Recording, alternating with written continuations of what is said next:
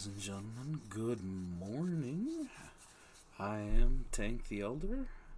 This is Magic and Mayhem, and you guys are here. I will be working on my Star Destroyer some more. Had a few chances to play this weekend, so not everything is exactly as we left it last time I was streaming. But, yeah, let things render in here. Alright, and now, let me go ahead and swap over so that we can all see what I'm up to, and let's see, did I leave the bed up here? I believe I did. I did not. Alright, well, because of what I'm doing today, and because I've been out here doing enough of it, I am gonna run back to the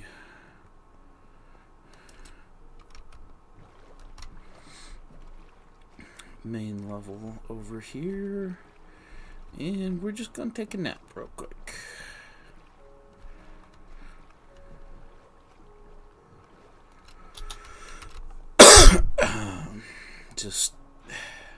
I've been out and working enough exposed that get those stupid flying mobs around quite a bit, and because I am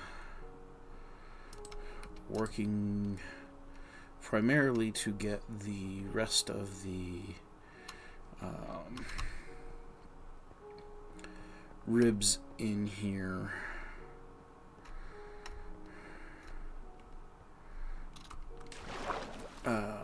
we're gonna go ahead and just try and do as much of that in the day as we can, and one of these times I will be wise and bring another bed over here that I don't have to keep jumping back and forth. So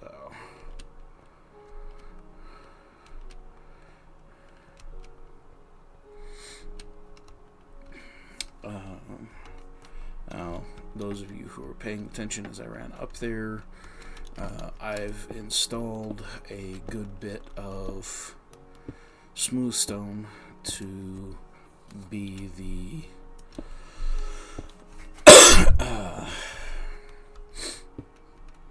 the actual bottom of the Star Destroyer hull at this point, and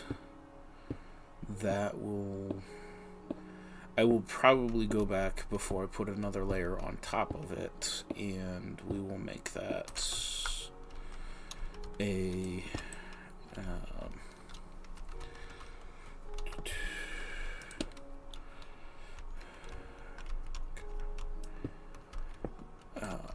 actually, no, I just recharged. Okay. We will go back and make the add in some andesite, especially to the sections that are here above water, that we'll eventually be able to walk under and be able to go, oh, hey, that ain't quite right.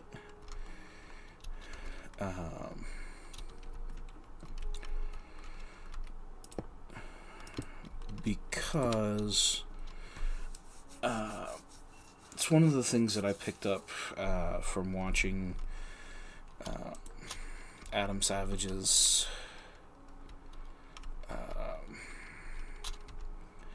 Tested, listening to him talk about how a place like ILM does gets a model screen ready for a camera, and the fact that they will go in and add texture that even when you can't see it on the film, its presence is there, if that makes sense.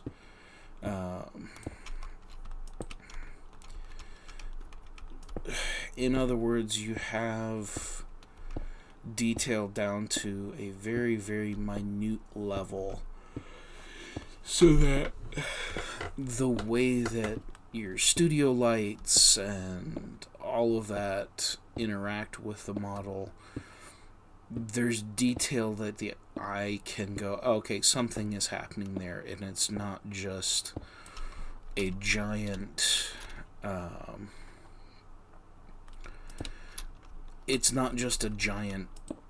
pile of, flat planes, and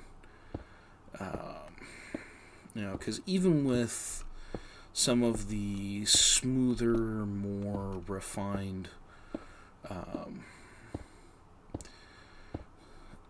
sci-fi detail,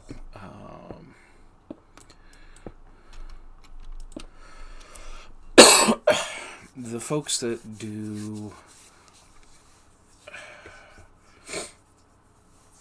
I'm trying to think how to put this, so like even the relatively smooth looking spacecraft, like think of the starship that they run away from Naboo in Phantom Menace. It's very straight, it's very smooth, there isn't a whole lot of paneling detail, and yet, because it's also done by ILM, and so their design philosophy is still the same, you do see there's panels to get into you see that there are panels to get into various systems in the ship, and places where armor can places where armor protects certain things, and it's not just a single mass of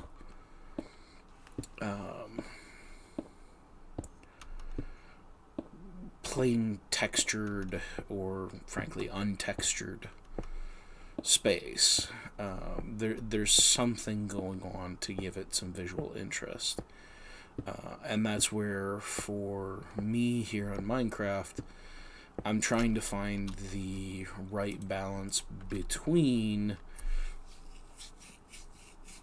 I have something that I need a lot of, which is to say, one of the easiest things to make and produce in a Minecraft world is cobblestone. And yet, if I were to do this whole if I did the entire exterior in cobblestone, it would be one of the hardest structures you've ever attempted to look at and discern anything going on, because it actually has too much. It would have way too much of the same pattern going across absolutely all of it, and your eye would just go, that's crazy, I don't get it.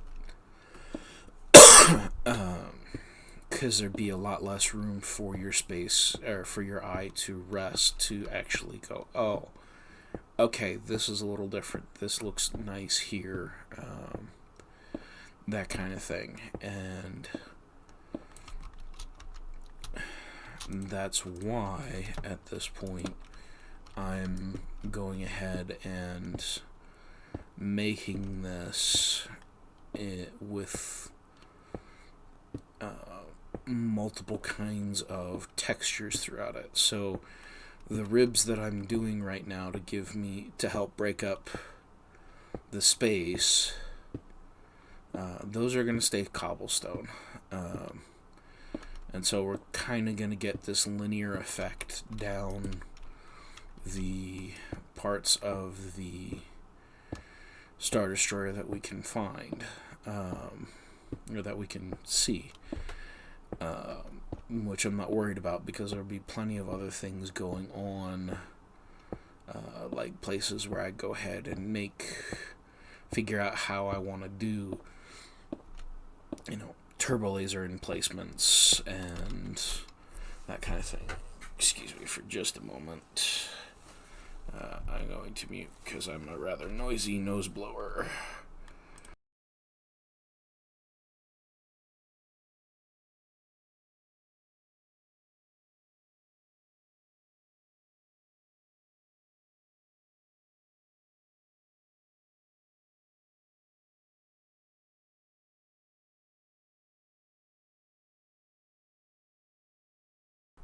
Okay, so let's get back to it.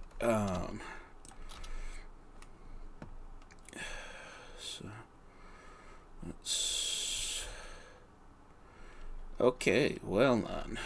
We need to be looking around a little bit sooner. Alright. I have to go sea diving. Thought this felt like I was going for quite a while without getting somewhere. Okay.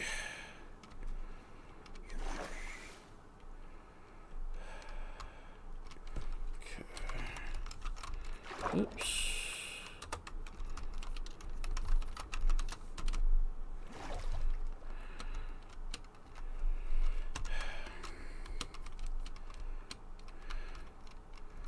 Yeah, just enough. Alright.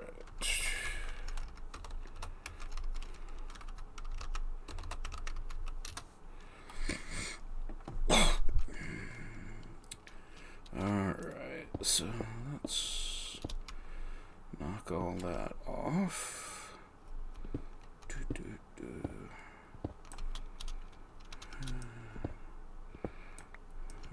Come back here.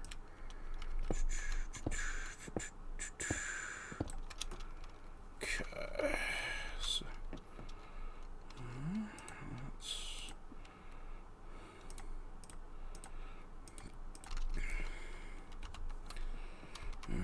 so up one, out a few.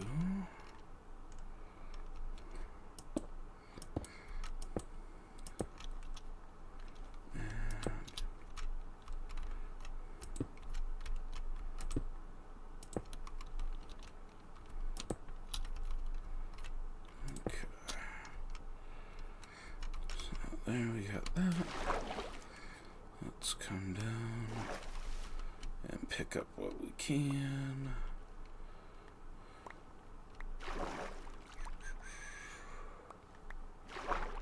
And grab all of this that we can. I don't mind wasting building materials so long as there's a good reason, but I don't have a good reason to waste these. So, alright. And this is why we look up occasionally from what we're doing and don't just assume that we're gonna know.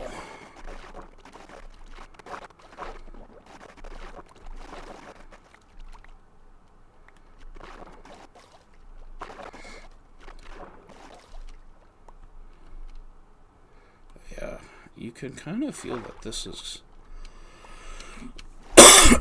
like this is already starting to give this a much more impressive feel, especially from this angle where you're like, wow, okay, things are kind of crazy.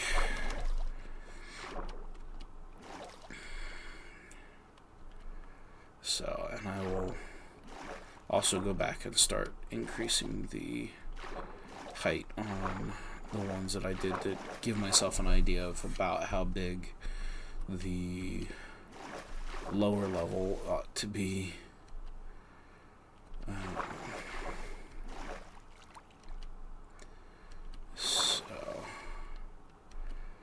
Yeah. This is getting pretty impressive.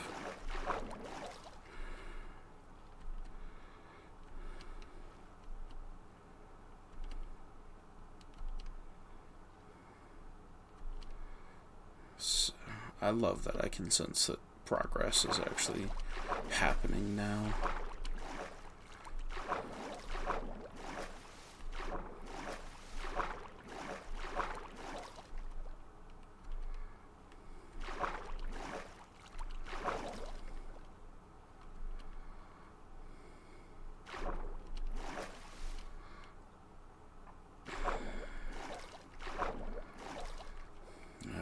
Many of the bits and pieces are already coming together. That just feels good after the hours that I've put in for this.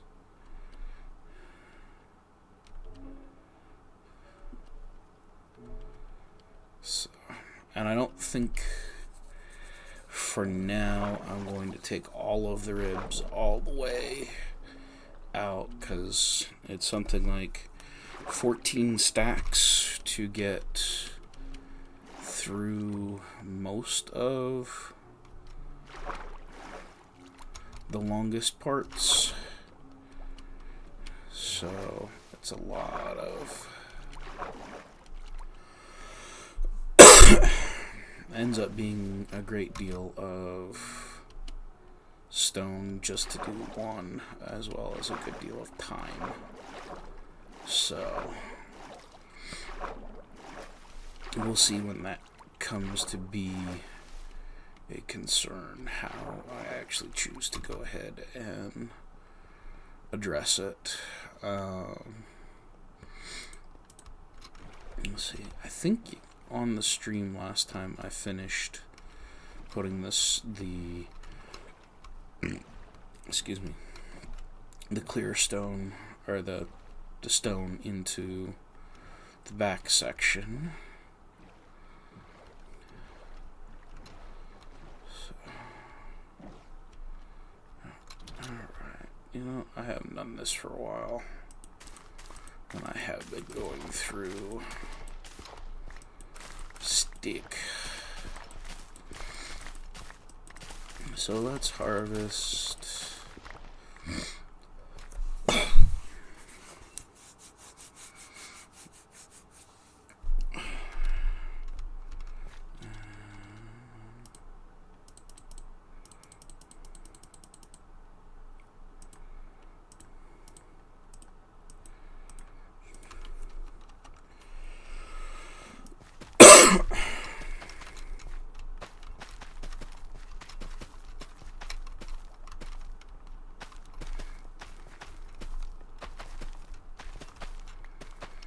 So, and yes, I did design these farms more for the aesthetics than for anything else, and I am entirely happy with my decision on that. So, we can take these upstairs. And we'll do that, because I've got a couple of cows in here.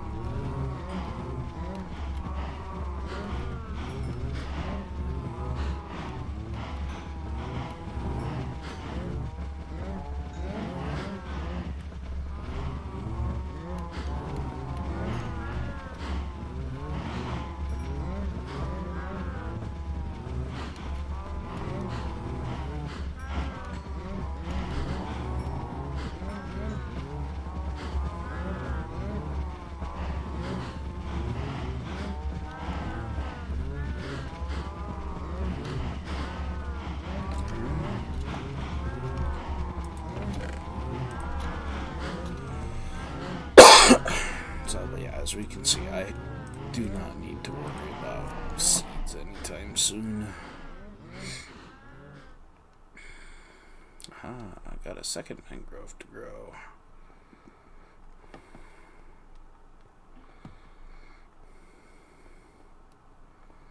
I'm over here to the trash can.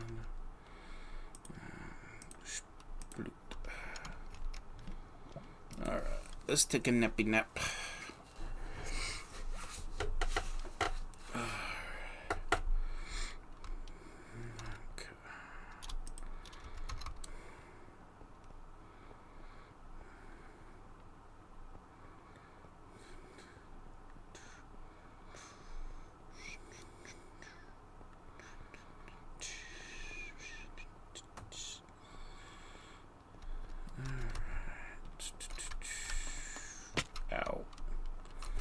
That was a little on the silly side.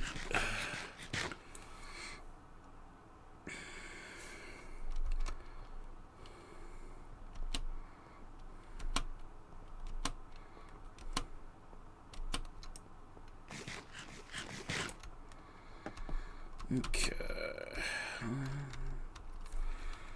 Off to the ribbings. Off to the ribs.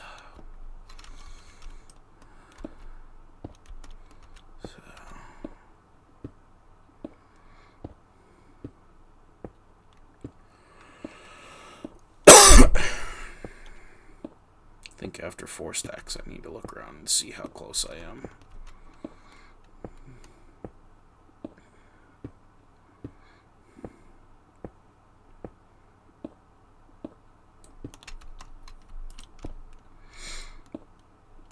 So, I recognize this is perhaps not the most riveting of content to watch as somebody sitting here and dropping blocks in a line, but I'm hoping that the glimpses of what we're getting to are inspiring enough to have everybody looking around going, wow, that's really cool.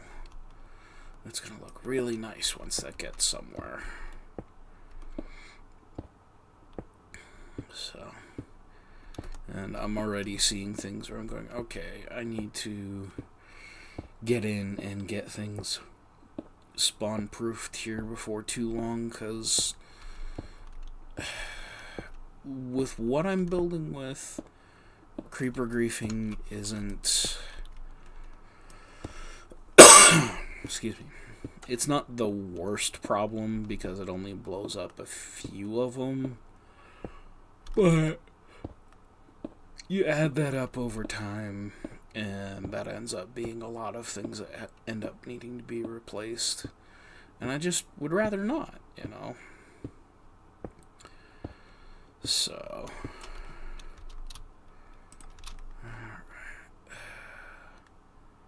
so yeah, at least this one.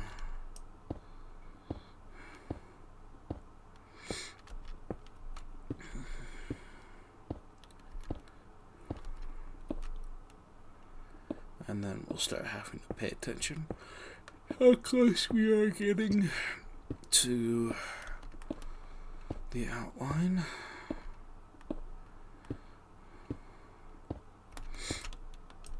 It does strike me as somebody who in college got a chance to play around with 3D modeling. This is the slowest way to build a polygon model. I'm okay with that. Oh, goodness. Sorry. I am finding this to be a very, very fun. Okay, so 2 more stacks, and then we gotta figure out the rest.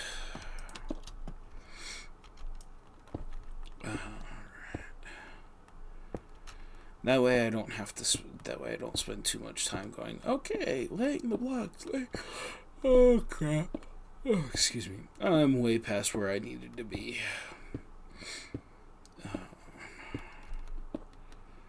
My goodness. You'd think I didn't have a night of pretty decent sleep last night. By the way, I'm yawning. But I did. I guess maybe the big problem right now is I have not yet had any caffeine. Which I really shouldn't need to get going in the day. I just...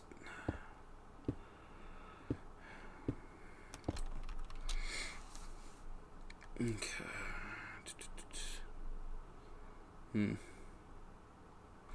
Oh, I got off step somewhere with you. That's why. That's okay. That as we come in and redo things, it'll be easy enough to take care of.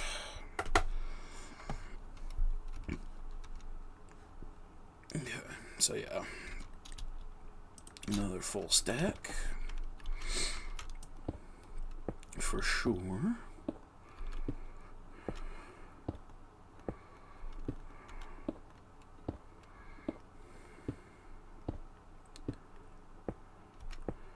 That's one thing I do. It's so easy to get,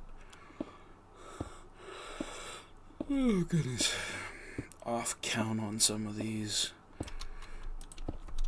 It's why I'm happy that this angle of going 32 jump 32 has actually been a lifesaver in terms of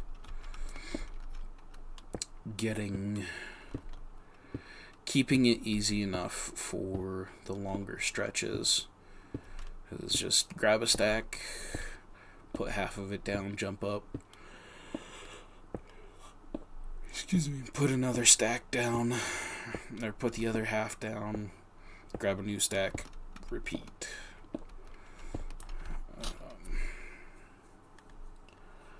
Okay, so 32 for sure. And then we'll have to start probably playing around with how far we choose to go and what for widgets and whatnots we end up doing.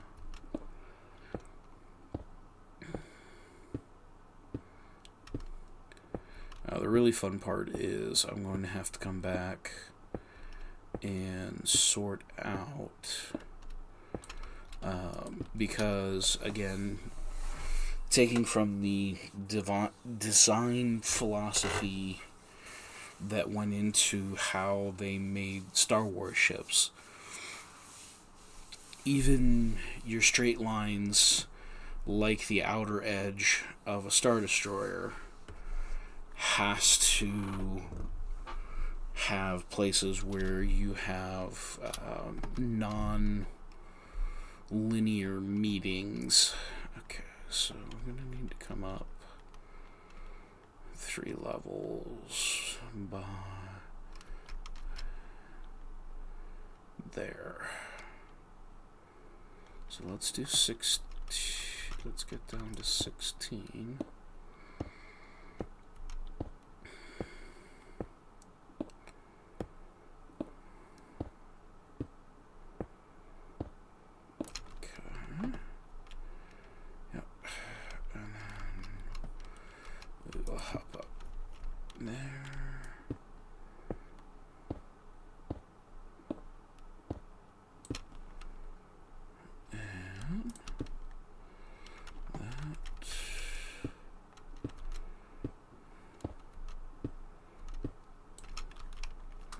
Ta-da! Oh. Yeah! That actually looked like I planned that, because I did as I was in the moment. So, my goodness, we are getting out here. We're almost halfway, because that's going to end up being where we drop the exit to the hangar bay. I don't think that's going to be the entirety of the hangar bay, because we got to figure out where they're storing these. What is it? Sorry, there is 6 squadrons at 12 fighters in each squadron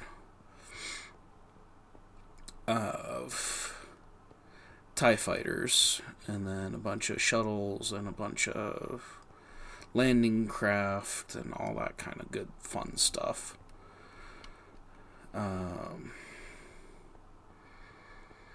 Trying to decide how much of that I'm going to attempt to actually incorporate in here, and how much of it is just going to be we all know it's here.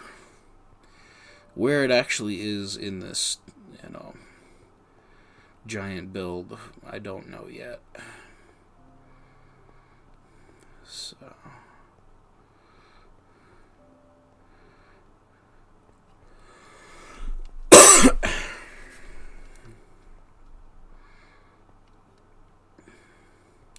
probably should go over and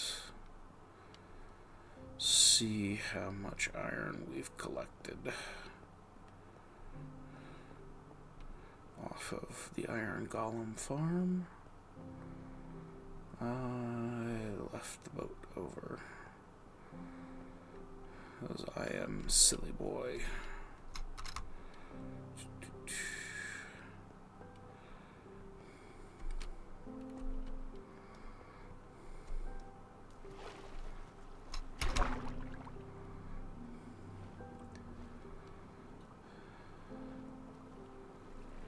So, guess the big question becomes, what else do I want to attempt accomplishing today?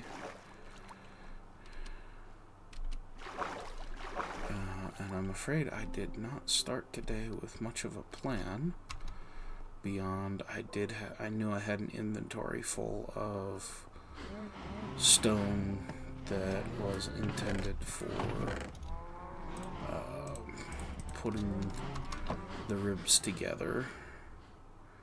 I'm thinking I may go, cause here, let me rest and we'll go look at the amount of smooth stone I used over the weekend filling in the bottom layers of the Star Destroyer. So, and hey, we can go ahead. Some of you may wonder why I keep doing the mud to clay. Some of it is literally just I have the resources, and rather than worrying about collecting more, got a bottle right here. So, give me a bottle.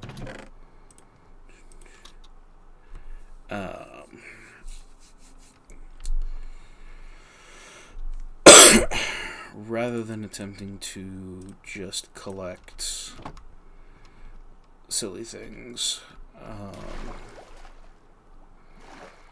there will come a point that I can't do that anymore, and I will get a little bit sad then. So, let's see, I cleared out that chest. Okay. So I do have, and that's andesite, so, but yeah, so I used a full chest and all but that in here, laying in the,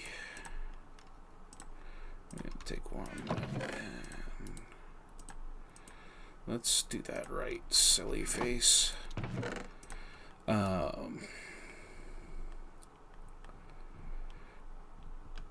Getting the,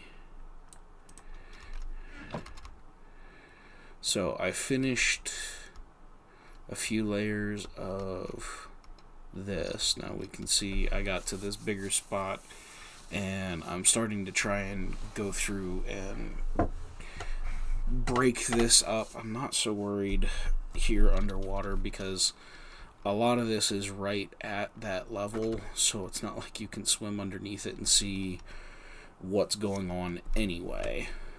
And there are some of those things that I'm just, at a certain point it becomes a lot more effort to get underneath it. Like, I don't mind doing this sort of tessellation stuff like I've done here to go, okay, this is the surface we see.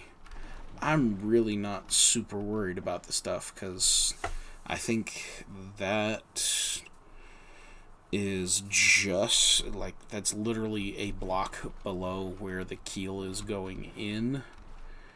Why would I waste the efforts to terraform under that just to sit there and be like, now I've done a thing that you can't even tell that it's happened because you'll never swim underneath that part of the ship.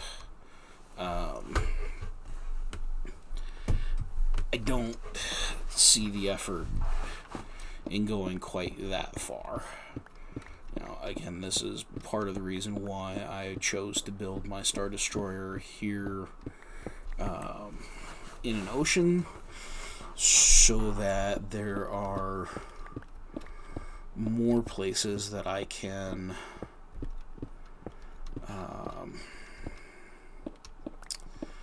use my brain to talk. So there's more places that I can go, okay, I can put in what I need without having to strip out a ton, but at the same time, I'm not going to ever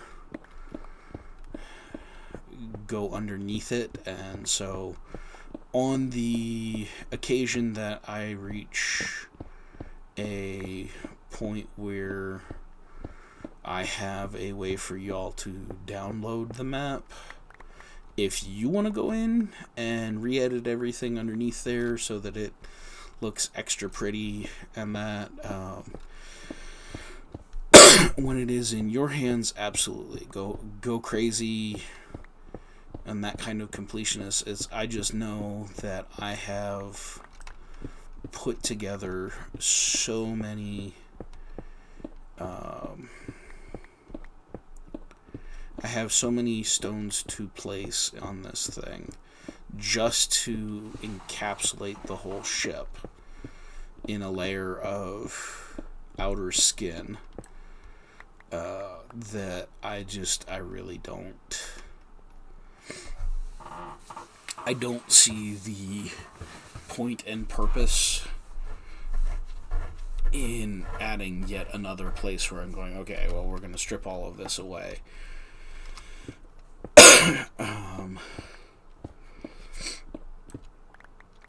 Because here, let's even go and look.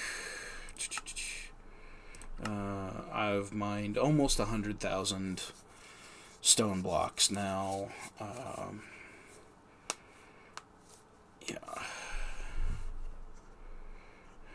Placed. Let's see, that is picked up, isn't it? Yeah.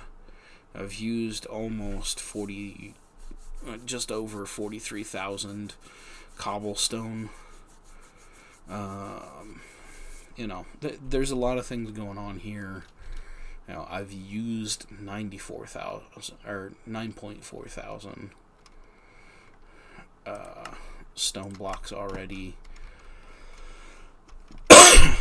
There's just a lot going on that I don't feel the need to be that much of a completionist. Again, if we reach the point that I can host, and maybe it'll be a Patreon pickup, when we get to the point where we have built Patreon for Magic and Mayhem, it might be something that those of you who are here because of my Minecraft builds will get you guys going with a world download, because I do think it is fun for folks to get a chance to come into the world and actually feel what it is like to walk around all of this. Because, yes, you get a good sense of, like, hey, that's a really big thing, because I've walked near it, and you go, oh, okay, that's how big that is. But I still think there is something to be said for the experience of actually getting in and walking around somebody's build. I still remember one of the few times that I have taken advantage of a world download was with B000100. I got his download of his building with B-dubs, that world, and getting a chance to walk into some of the structures that he had built, that I'd watched him build, and actually go, oh, this is really impressive. to see how you took and put all of this together. Now that I can really go in and take the time, and I didn't go block by block through everything, but it's a whole different experience, I think, to get a chance to go in and walk around somebody's world. Like, to the point where one of the people right now that I'm going, I would kind of actually enjoy walking through your world is Flip. Dude has built some very impressive structures in his hardcore series. The fact that series has been going on for, is it 2 years or something like that now? Not only speaks to the fact that he's a good enough gamer to do that, because you'll notice I'm not playing in hardcore mode. In part because this world would have already been reset like dozens of times. I'm not... In this sense, I'm not that kind of gamer. I don't play this to be like, hey, I want everything to absolutely be the most dangerous, difficult, awful experience that you can compile. And if you just happen to have that off day where you're just not paying attention, you die and now you've lost months worth of work, to me is not an exciting way to experience Minecraft. Now, I do appreciate that he has done that. I fully appreciate how skilled he is as a player to understand how to keep himself alive enough and be able to build on the scale that he likes building. But that's just, like I said, that's just not the playstyle that I enjoy for Minecraft. I like the challenge of having to work with gravity to get to a place to, build all of these things. But to sit there and be like, okay, I've invested at this point, hours of work. I am, we're at day 436 because I don't get a chance to really sit here and play. The pull that I have right now to ensure that my family is fed and taken care of means that I don't have the time to sit here and put a full 8 hours worth of work or more into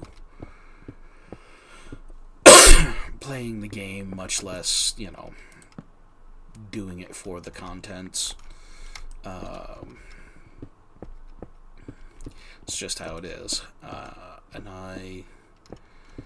I'm okay with that. I'm doing what I can with what resources I have. And in this case, one of the things that I am poorer with because of where I'm at, as opposed to where somebody who does get a chance to do this as their main thing, I just don't have that luxury yet.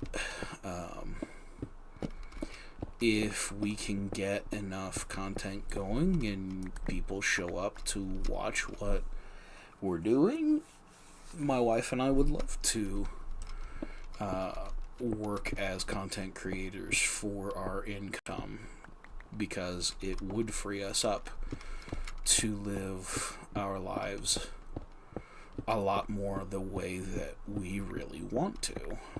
But right now, that's not the cards that we have in front of us. And so we're sitting here doing what we can with what we do have. And like I said, that means, I have been working on this world since April,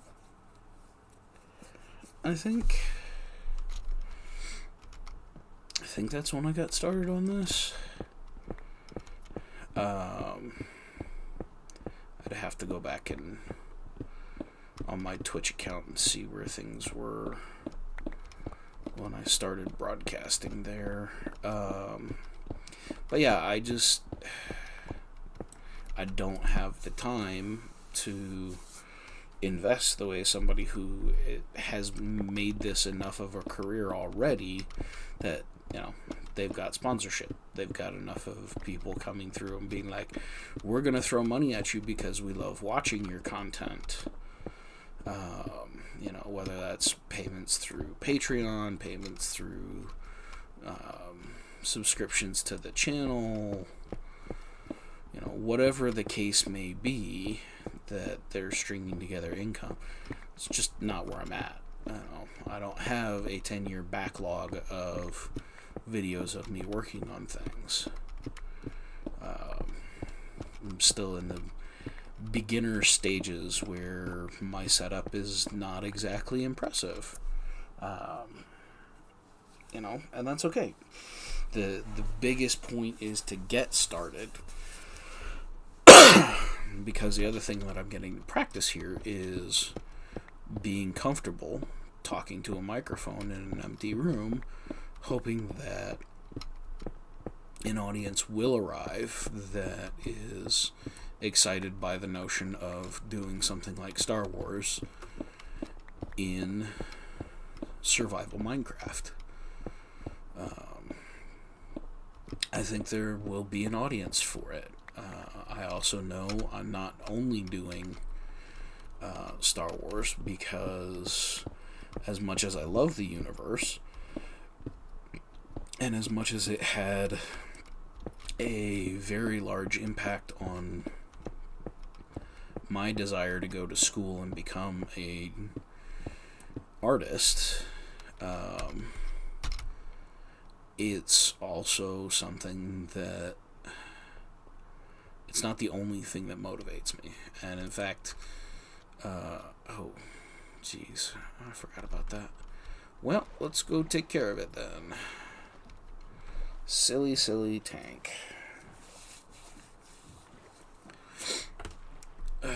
I knew things were going very smoothly. Alright, let's come drop off our stone.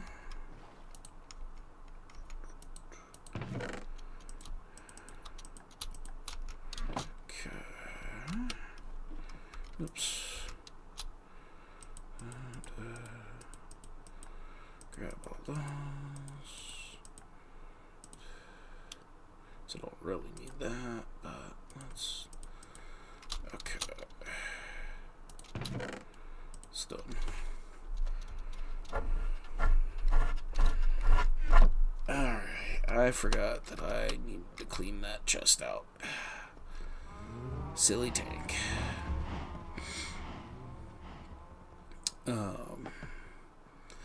But yeah, there's certain things that, I'd love to get to the point where, yeah, this is what I do. But I'm gonna have to show up with value for people, because you guys, everybody's competing for your attention, and so I'm looking for those people who see what I'm doing and go, actually, that dude's got something going on that we kind of want to be a part of. And, it's awesome that eventually some of you will show up here.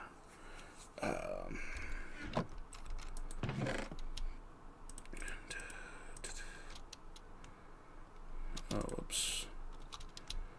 Yeah, those can go in there. There and there. What we're really looking for. And I think we're gonna throw you in there.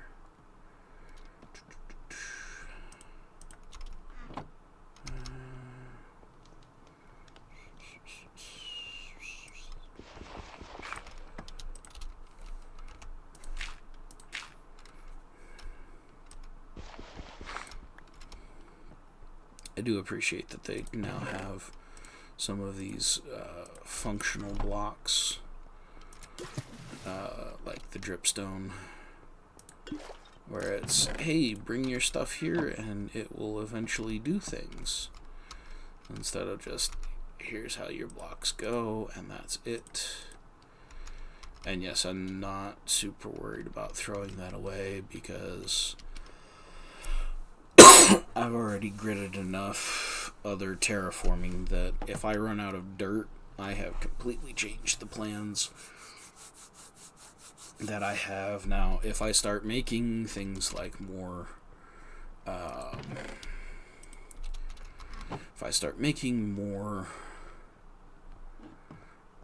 rooted dirt and coarse dirt and things like that, I do have the potential to run out of what I've already made, but I don't see that happening soon, just because for now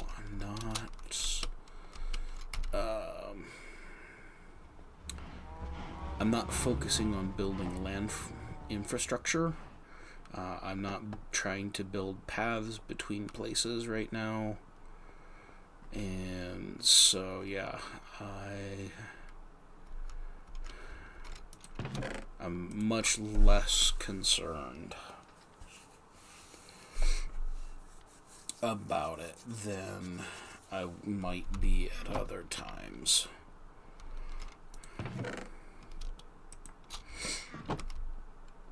But again, there's plenty of ways to get what I need. I was gonna say, really don't want to land on the boat. That's gonna make the ankles go ouch.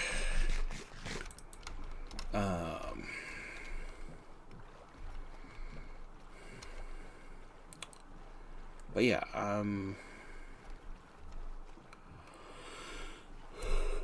get there.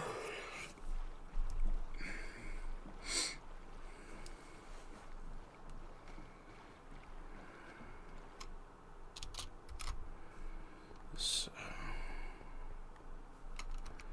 alrighty. That's kind of amazing. Alright. So we can get done with this. And then I get to decide where I am, what I'm pulling apart next. So I do think we're probably just going to keep doing this to resupply on the stone. Again, I emptied an entire double chest to fill in what I did while I didn't have the camera rolling.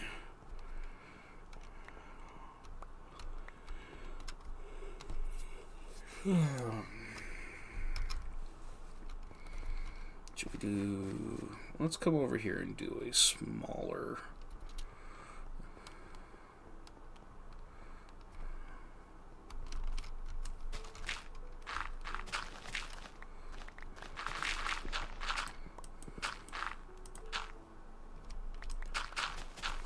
So again, this is one of the reasons why I guess technically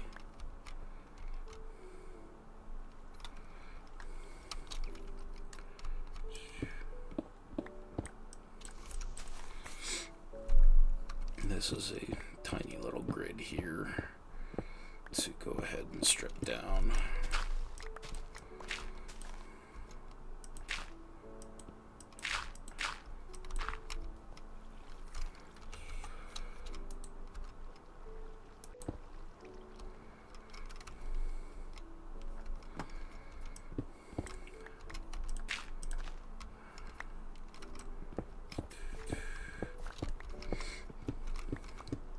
So, but yes, if you're wondering why I'm not worried about collecting all of the dirt, I also have a bunch of double chests there behind the mangroves that are already full of dirt. So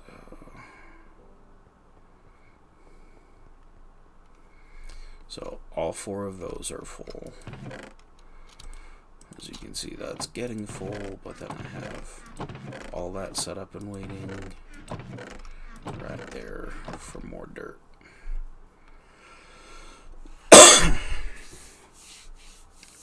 So you can see I'm trying to take care of what's going on, but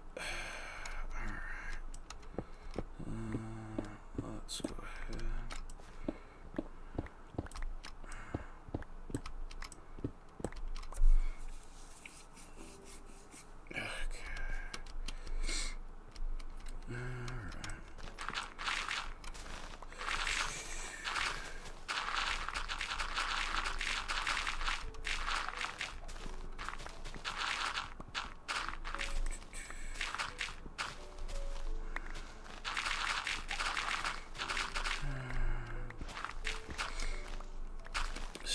And just based on what I'm doing now,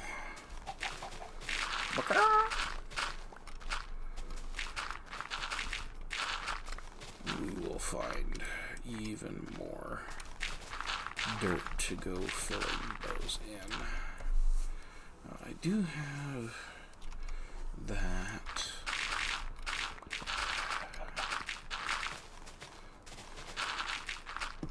I'm not sure if I'm ready to worry about collecting grass just yet.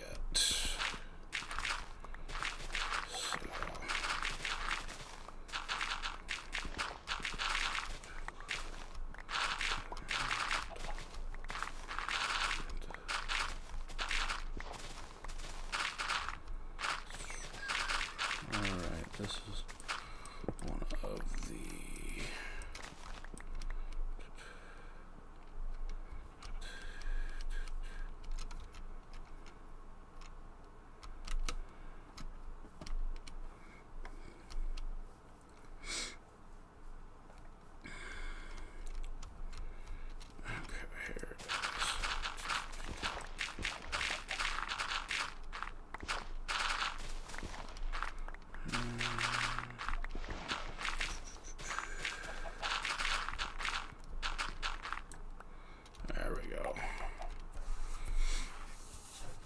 Alright.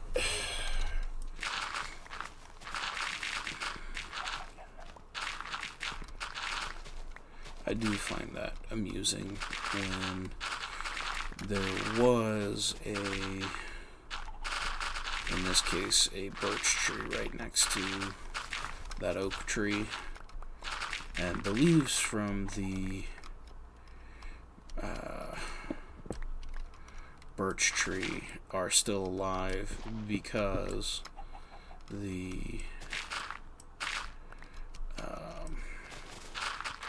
they're close enough that the oak tree goes, no, you've got wood, block of wood right here, you're good, you're safe.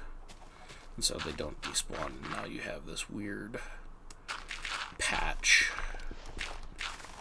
of birch leaves in the middle of other stuff. Or whatever kind of leaves in the middle of it, because I've seen the other way too, obviously. Okay. Ain't gonna take much more.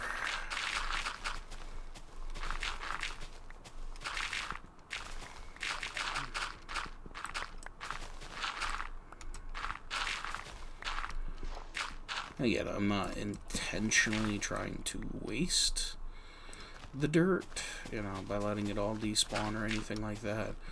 It just, the reality is, I'm terraforming right now.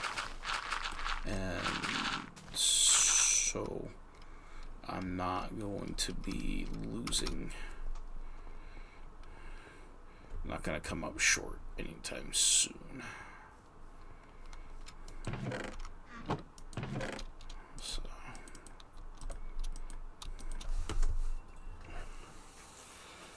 And, filling at that point 11 double chests of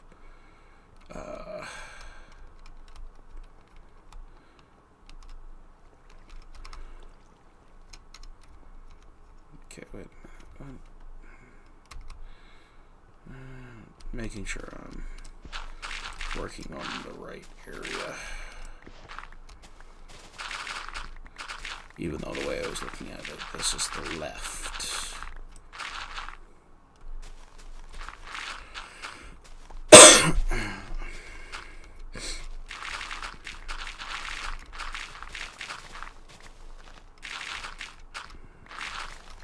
So, but I mean, this is going to be enough to actually run through most of this shovel. That's why I have mending on so many of my shovels, and I don't even feel bad, or tools, and I don't even feel bad that I cheated in the books right now. I will eventually get to the point where I have built villager breeding and have enough librarians that I've invested enough time and emeralds into to legitimately have mending books, but it's one of those resources that I go, that I'm okay doing because it means that the gameplay for you guys stays a whole lot more interesting because, you know, at this point you guys can watch as I work with soft hands and whatnot to... Is there... got some cave down here, huh? Well, let's make sure nobody who can get in here decides to pop up and say hi when I don't want them to. Not that it isn't fun to occasionally just look up and be like, oh crap, creeper. Boom.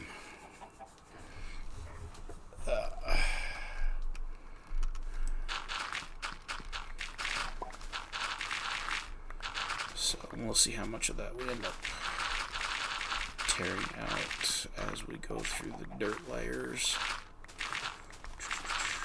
or as we go through the stone layers.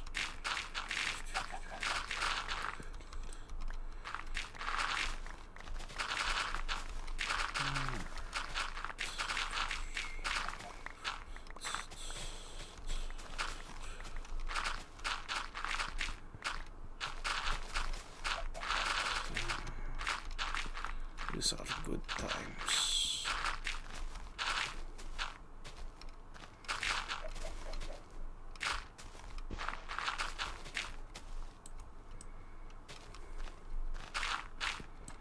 Alright, so let's drop a couple torches back this way.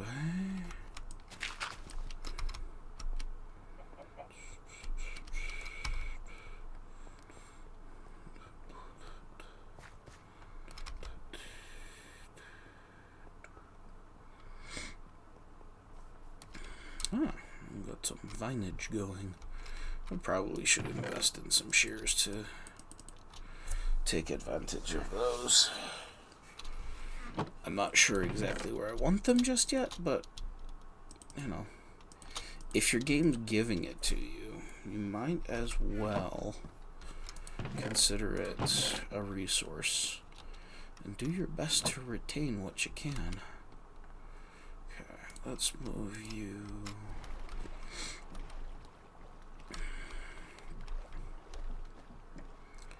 Yeah, we're going to go ahead and actually move over here with the boat.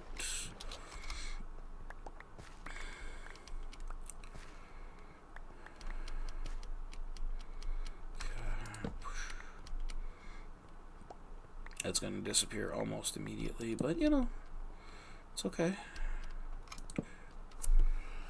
Oh no, I'm out of torches. Not. Alright. So,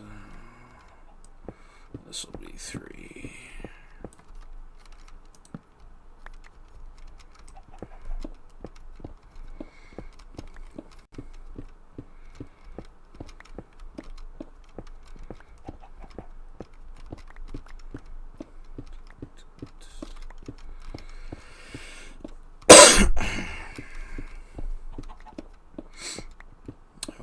Start deciding, because I think the next non-Star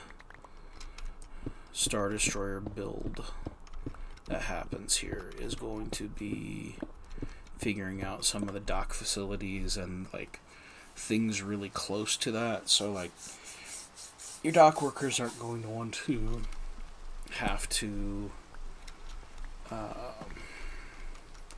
go super far to get to work in the morning, and to help ensure that they have a workforce in the morning.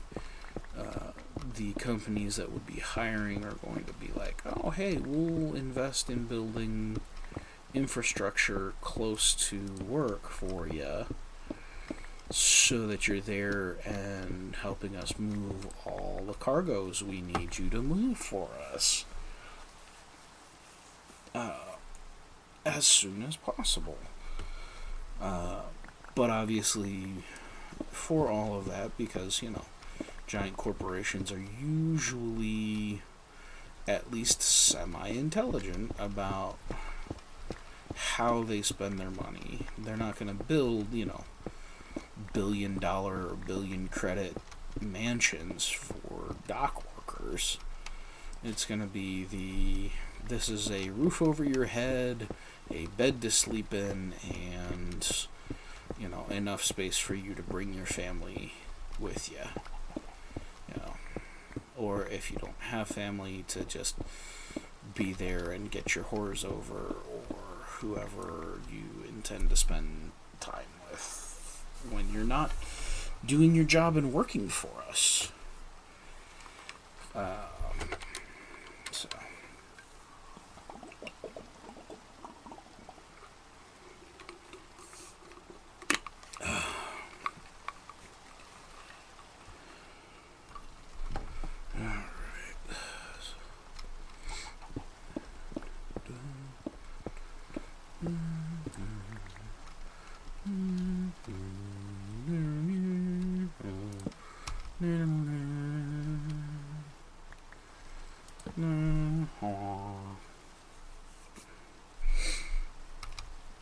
Alrighty. Let's come back up here. Up, yeah.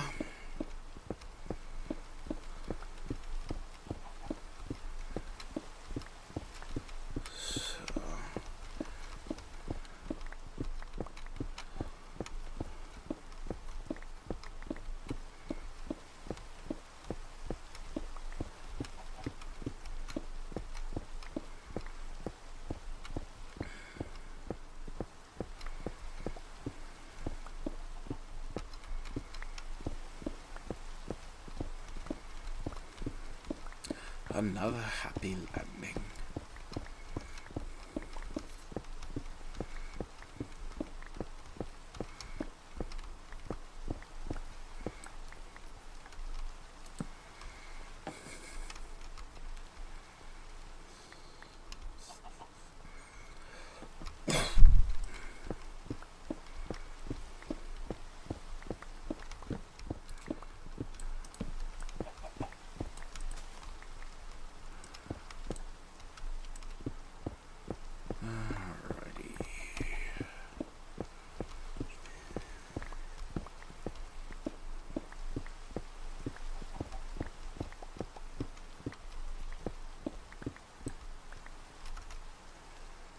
Okay, I do have room now for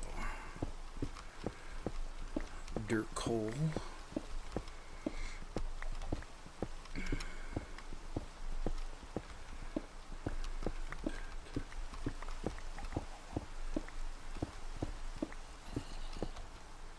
Oh yeah? You wanna play? Hey, your buddy died. You died. You guys aren't especially good at staying alive.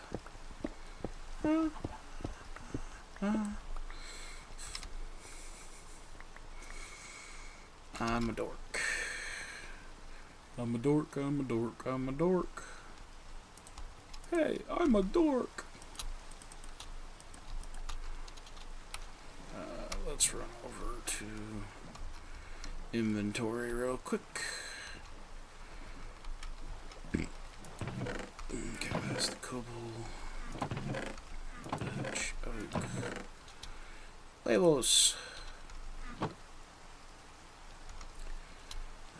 That's going to go in there. And, oops, so that now we're down to here. And rotten flesh and seeds. There we are. Just thought of something. Let's throw those in there so we can get them back in the Shiny's box.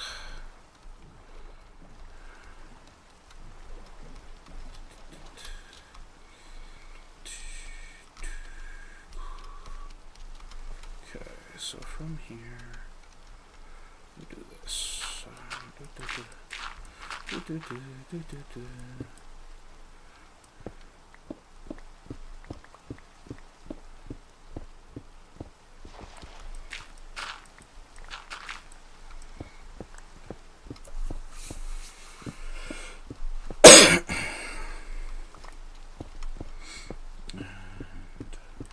Touch.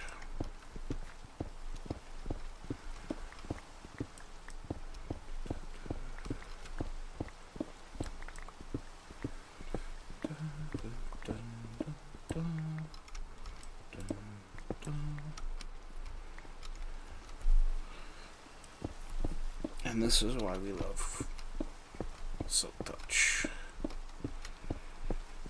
because ores take up so much less room in your inventory than do every other thing.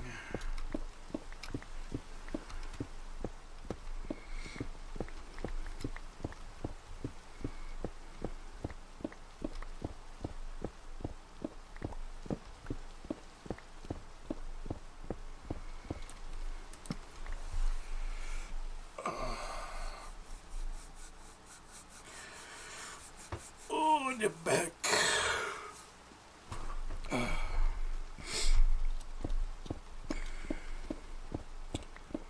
Those will be things that we'll have to start considering as we have the ability to address them here.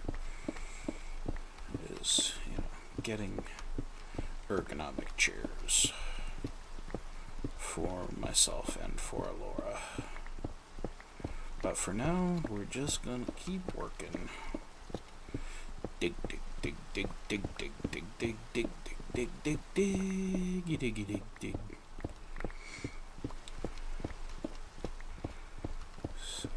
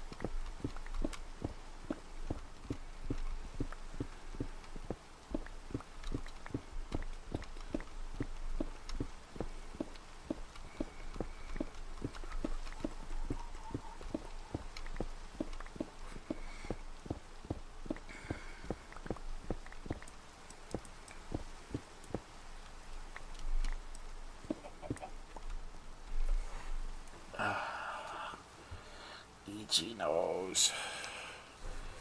It is itchy nose.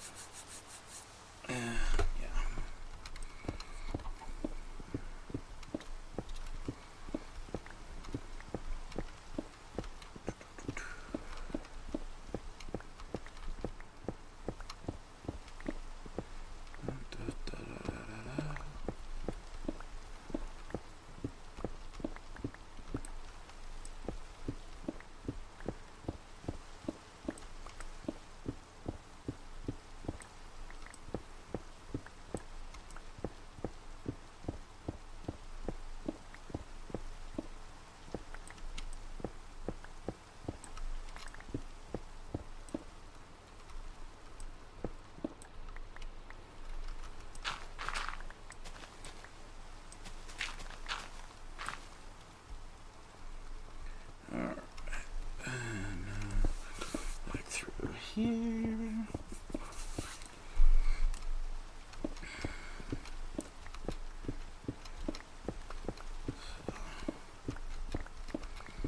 And I do know, in getting back to talking about, putting in spaceport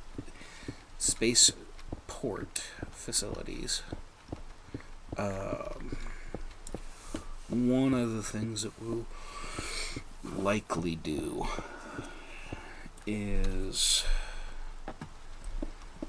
keep things in the area Star Wars-esque. So if I do some kind of fortress or something like that, we will probably go ahead and do that fortress in a way that would feel like, even if it is castle-like, it should feel much more futuristic as these things go. So, rather than this is a castle that could get dropped down in the middle of medieval Europe and look exactly like it belonged there. I don't think that's an especially useful look for somebody who's trying to do a Star Wars build, but having seen some of the major hill areas that are close to me, I definitely want to go ahead and build some pretty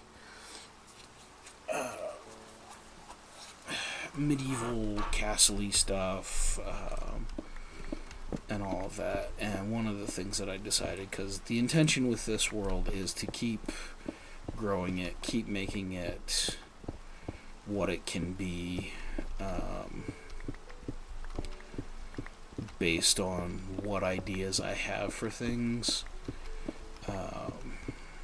And I think it's going to be quite a while and quite a lot of content between where Minecraft is right now and where I might go. You know what? They've added so much, and I'm now having to travel so far, even through the Nether, to get to new generations in the new world generation, that it's just not worth it anymore.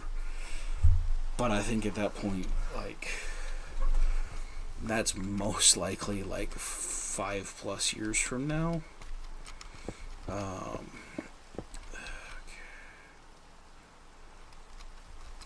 We're gonna run through it this way.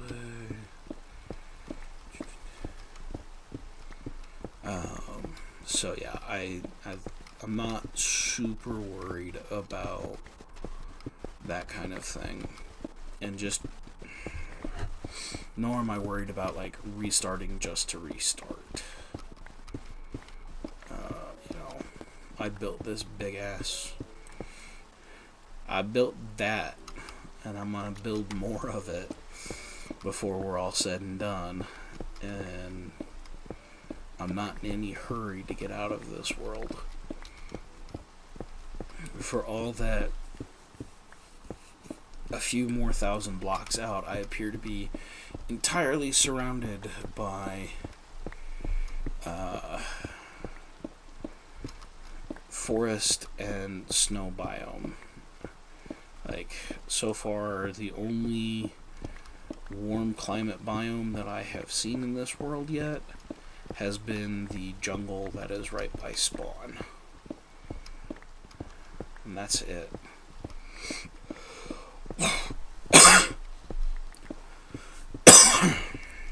So, now what that does mean is that I think the next time I decide to go and do some terrain exploring, because I'd love to find either a desert to be able to plunder for sand, for all that I have plenty of beach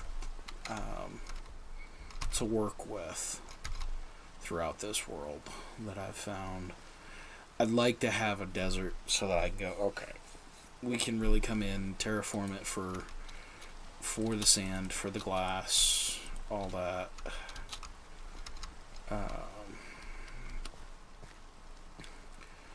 And not be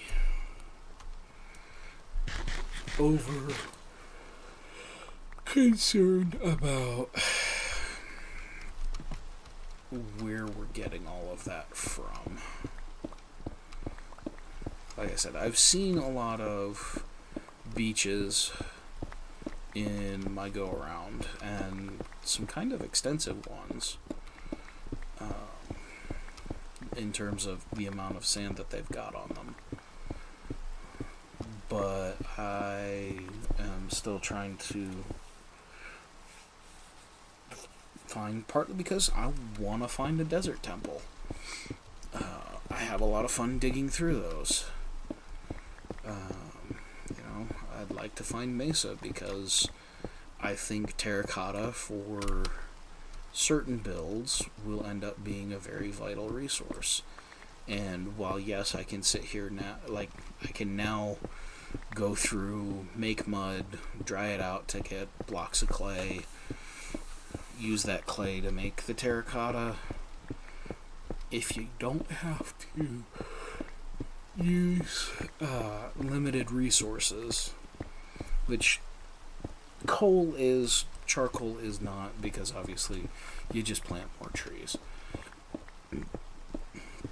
which is one of the reasons why I have a feeling that's going to be when I really set up an automated smelting area. It'll probably be charcoal fueled, because of the fact that charcoal ultimately is a renewable resource, while the coal is a limited resource. Even when you have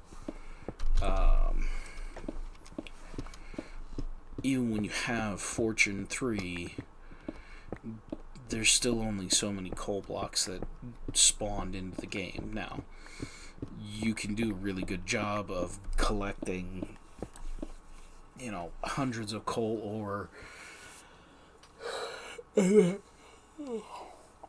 Excuse me. And then from there, breaking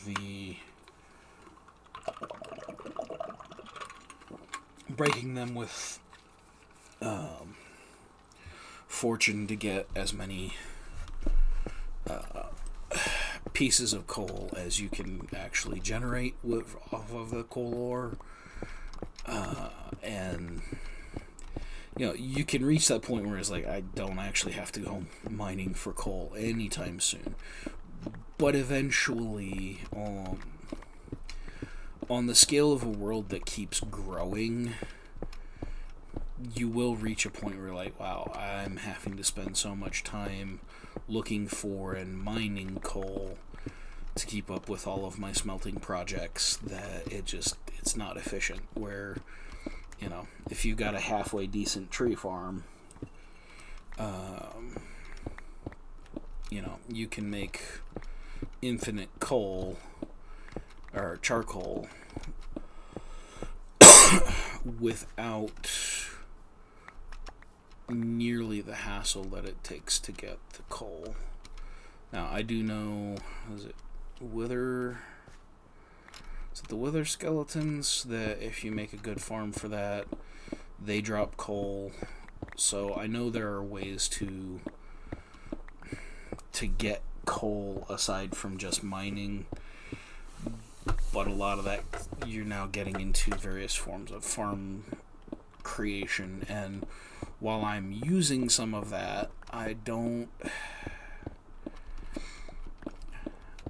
find it satisfying to play Minecraft where it's just, I need to do this, well, let me go to the farm and grab all of the things. I like being able to go through and be like, I picked all of this up and mined all of it with my own tools. And it's just my preference on play. You are certainly not obligated to consider what I think as the fun way to play Minecraft as the way to play Minecraft, because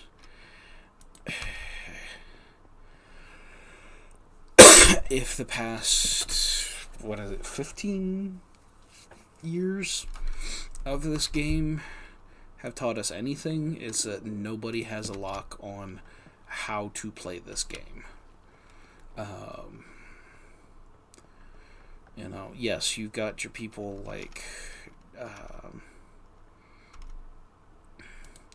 Doc M and Etho and a whole bunch of other creators who, their brand is built off of them being redstone and efficiency players. And there's certainly lots in the game to make it so, I still remember one of the first times that I realized that Doc M had built a villager farm on the Minecraft server, and basically had a villager for anything that he might have wanted to collect. Which is to say, he had a villager who could trade him for any resource in the game. And, it's that is a way to play this game I had never even considered. It's just not how I think about it. And, I think it's entirely fascinating that became something that Mojang decided that's how that's one of the ways that we want to offer people an option on how to play our game. Great. It's not how I'm interested in playing your game. I'm one of these who I've always enjoyed the spectacle of watching somebody build something that is just phenomenally huge.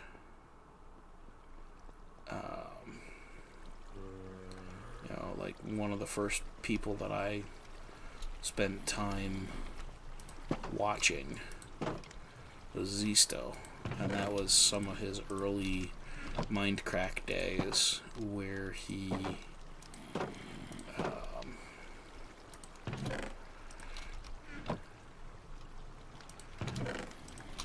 was building the lens, one of these giant sandstone structure floating up in the sky, looked like a giant telephoto lens. He's got farms coming off of all the different sides. He's got smelter stuff automated, just all kinds of crazy things. And it was seeing how he built that made me go, oh, okay, that's not how I want to play the game. But you know what? If that scratches the itch for you, by all means, play that way. And for me, it's the redstone and those kinds of things aren't what excites me about getting onto Minecraft to play. What gets me excited is to sit here and go, okay, you see this empty ocean? I'm going to turn the empty ocean into a spaceship. Because why not? If I could, if I had unlimited resources in the real world to do any project I wanted, Like, how many of you would not want to be building a spacecraft of some kind if you had the necessary and unlimited resources to build whatever you wanted to? Like, I definitely would.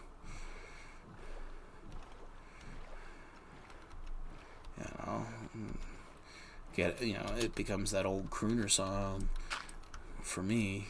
Let's fly away.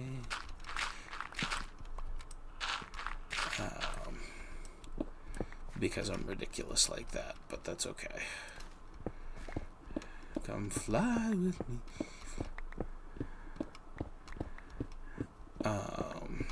And it's what I enjoy. Like I said, I'll be honest, I'm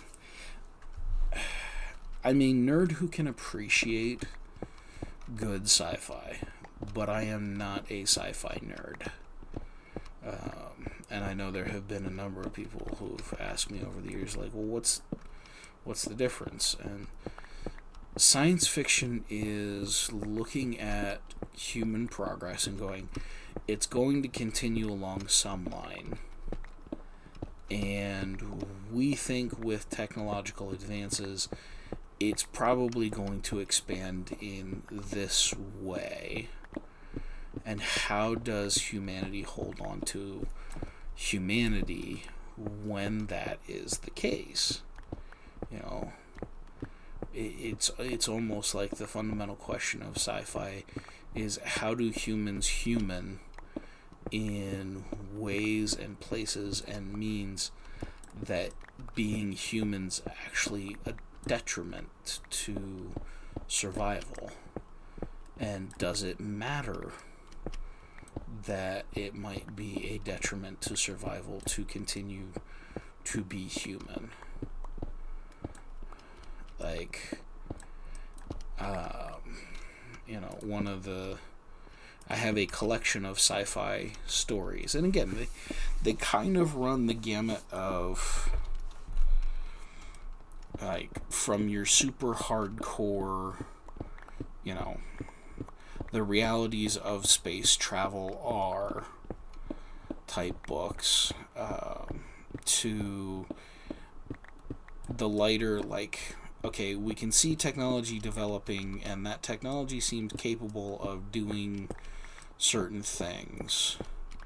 What do we think humanity will do with that technology? And like one of the big dreams from that underlies, say, Star Trek, which is not a hard sci-fi per se. They do a lot to make sure they're not super breaking physics and things that we know about the universe already. But there are storylines, plot lines, what have you, that are about going and finding the really weird stuff that's out there in the world already, like in the universe.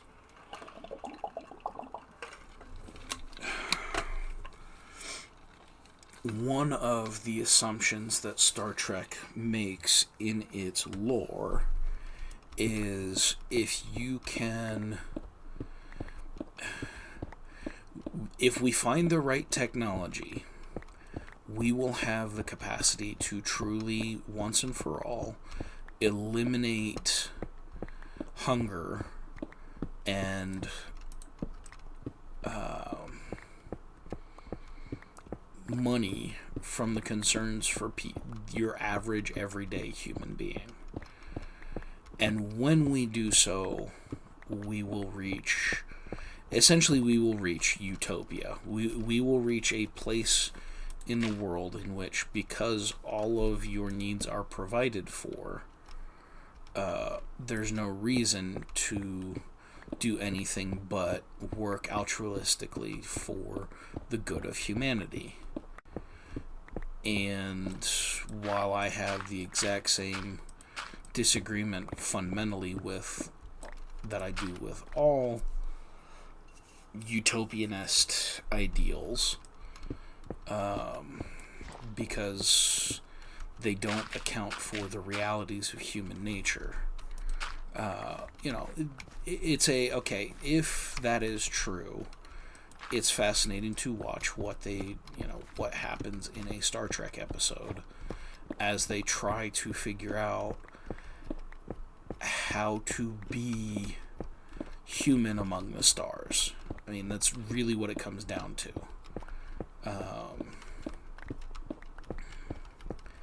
And, I laud them for going, hey, this is going to be the best version of humanity that goes to the stars. And for all that I don't see that happening, I'm also starting from a place of understanding, like, humans start their lives as broken, awful creatures. And I don't say that because I don't like human beings. I mean, I may be an introvert, but it's not like I hate people just because. No, I can acknowledge the reality of the experiences that I had, and one of those experiences that I have is I have a 3-year-old. And in him I see that the very best of humanity and the very worst. When he has done something wrong, what does he do? Well, he attempts to get out of it. He realizes he's done something wrong. He's not, intellectually or emotionally sophisticated enough at this point to make that a difficult thing to discern. That is to say that, it's not hard to figure out when he's trying to lie to his mother and I because he got into things he's not supposed to. By the same token, he also has come to us with a, hey, this thing went wrong. Yeah, I kind of know that I'm not supposed to have done that in the first place, but, hey, here's the thing, And some of the most meaningful hugs I've ever had in the world were because of him, But the fact of the matter is, I didn't teach him how to lie. I didn't show him how to, want to not be punished. So you try and deflect blame one way or another. That's something he already came in attempting to do. And I love my son with all of my heart. He is the most beautiful thing that has ever happened to me, aside from his mother.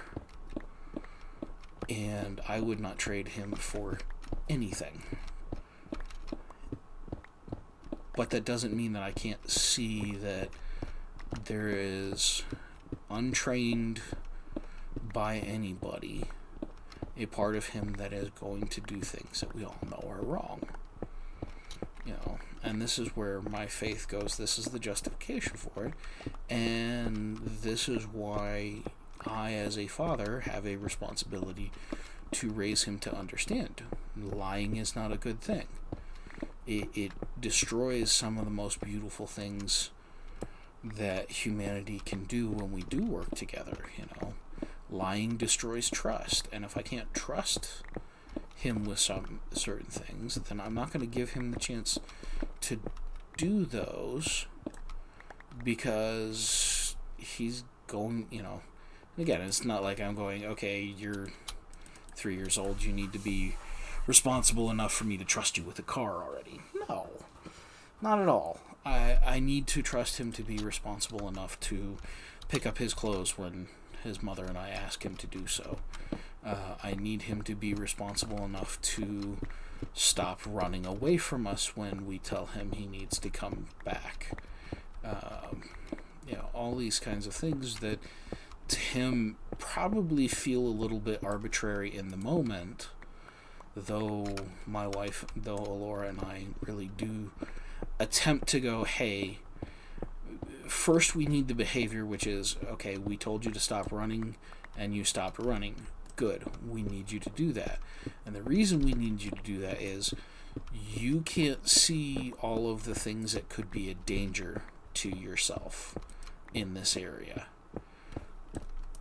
Our experience being adults, older and more experienced than you, tells us this is not the way to behave in this situation, because there is a good chance that running out into the road is not going to be good for your health, and we as your parents don't want you to experience the problems that come from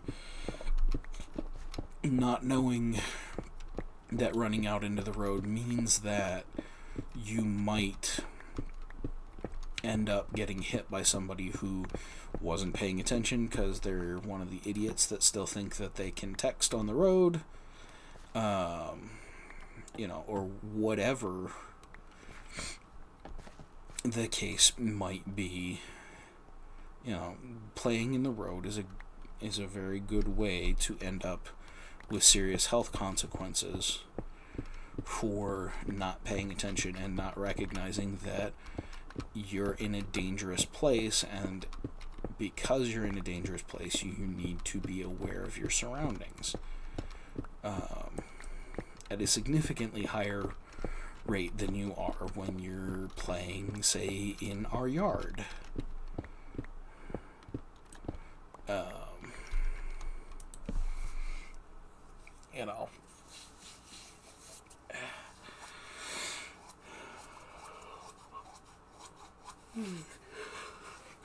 Excuse me. I am still trying to wake myself up. But that looks so nice. It's nice. Let's go drop off the dirt. And then I think we might take on that section.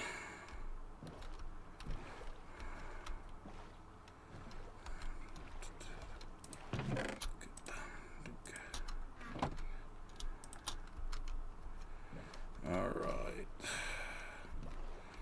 So boom.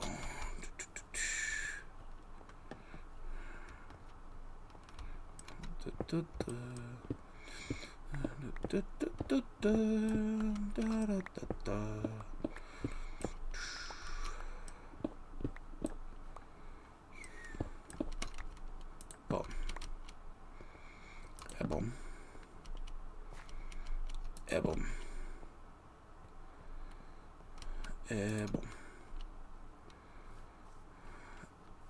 Boom. Okay.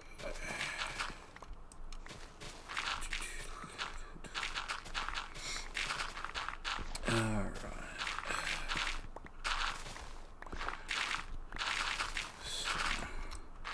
I'd be interested to see if they end up ever deciding that rooted dirt is not just for azaleas. So, I do have to say, one of the things that I most appreciate in the generation of terrain that they've done for this update is that they've gone ahead and made it so that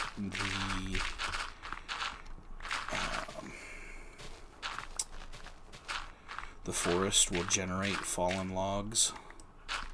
Like, it was one of those things that some of those logs will have mushrooms that generate on them. It was such a cool thing to be running through a forest and be like, wait, there's what? And then look over and see, oh, there's a single block of... Holy crap, they put stumps and fallen trees into this. This is so fun. So again, I've been playing Minecraft since the 1.5 And that is the official release, not the playtests, what have you, where it gets really, really messy. When you go back to we're still trying to get everything right to fit together, what have you.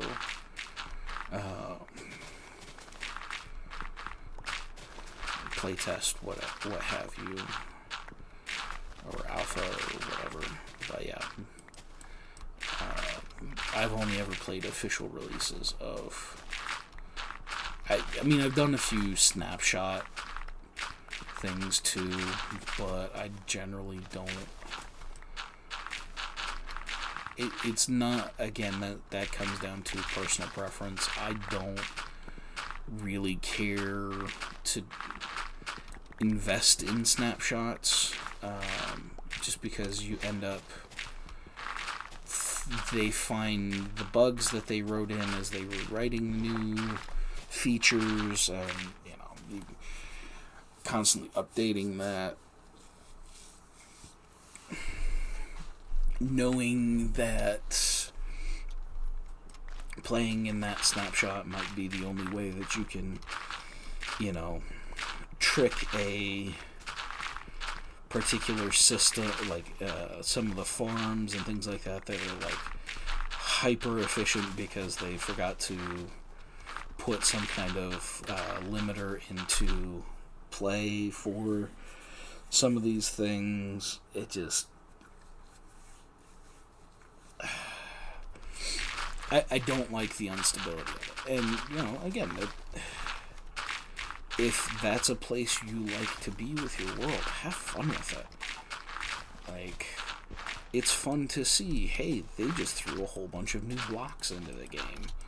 And as a builder, that is definitely one of the things that, they'll get me excited to come back to Minecraft with is, hey, look, we just put in all of these new blocks for you to use.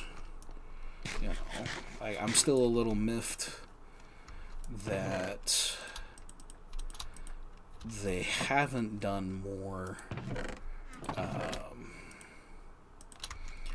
to work on copper and things like that, to give copper a, hey, here's some real functionality beyond just, if you build doors and the like, it has all of the same functionality that doors and trap doors are always, have always had.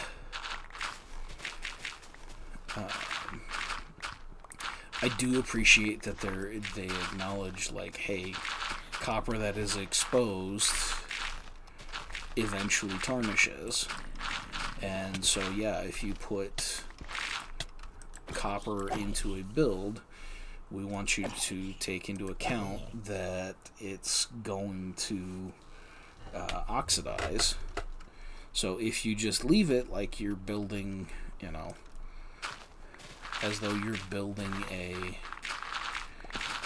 real cathedral, give it a few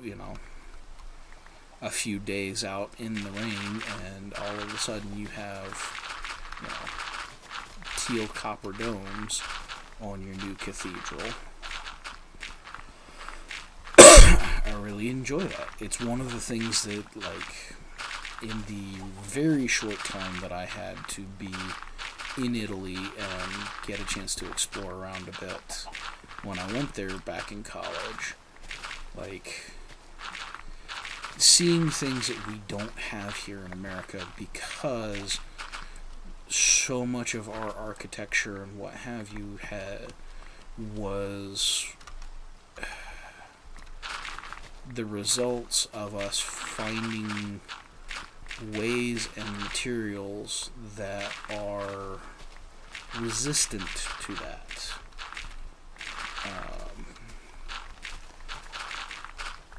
Like the Chrysler Building has an entirely different feel than the Duomo in Florence. They're both massive structures built by human beings, but they definitely both feel the product of the time and age that they were built in. And the big thing here, as we look forward to next year, well, that's 250 years that America has been around here doing things, and our oldest traditions and what have you are 400-ish years old, because it was the 1600s when the age of exploration and resettlement began. And by resettlement, I mean the European powers that sent settlers over here,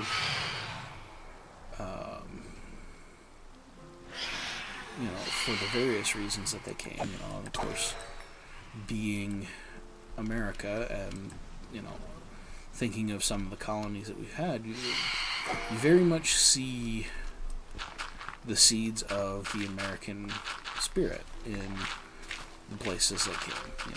We have strong religious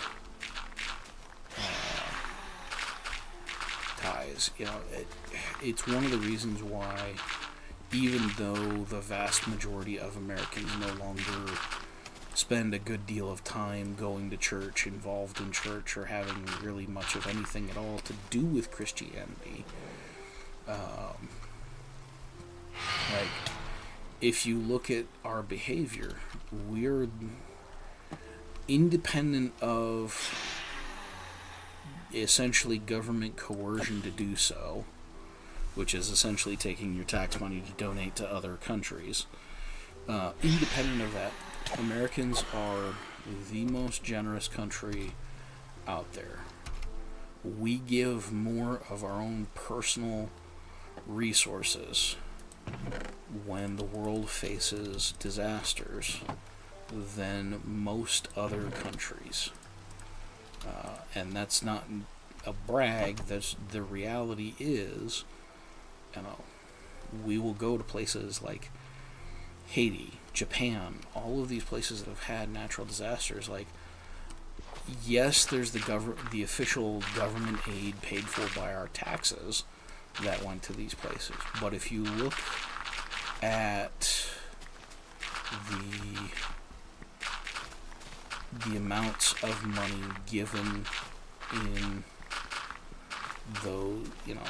as part of relief to areas affected by natural disaster,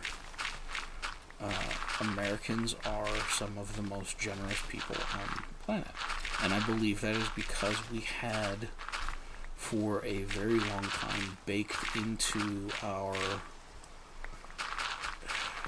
the ideas that brought people to this land were religious ideas. And again,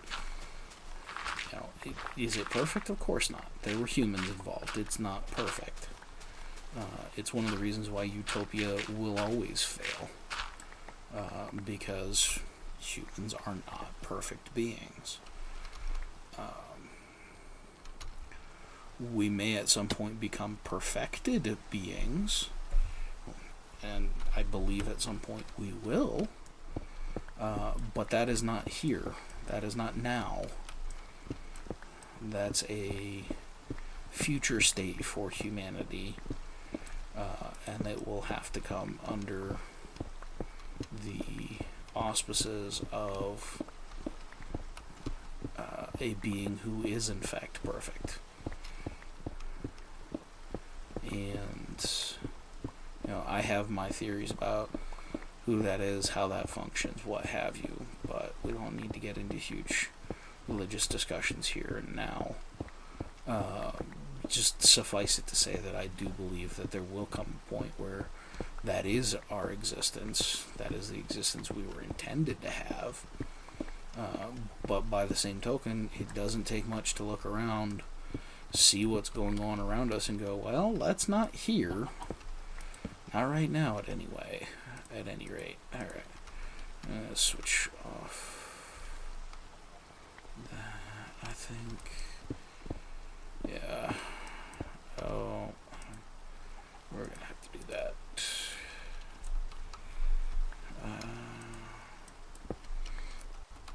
Okay. I might run around to the ore veins that I can see exposed here.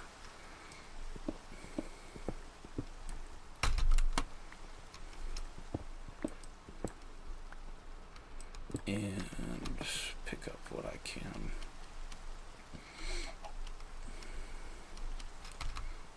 I thought I had seen some other coal. Yeah. I did not mean to do it that way. It's not a big deal. With the copper especially, I'm not worried about having mined that without fortune. But I'd have been a little miffed about the coal. Alright.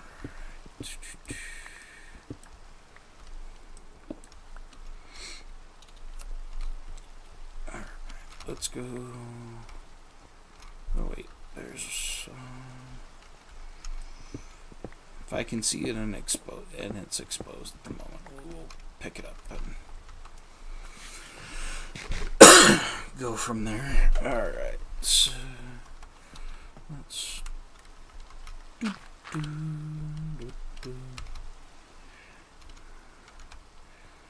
drop off the deer tay, because I'm not going to subject you guys to me standing in front of my AFK Blaze Farm to recharge the shovels and whatnot.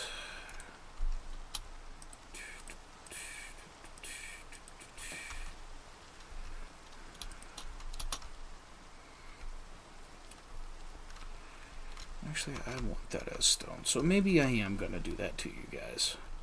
I'm sorry. So I will turn mobs back down though, so that we don't blast our ears too bad.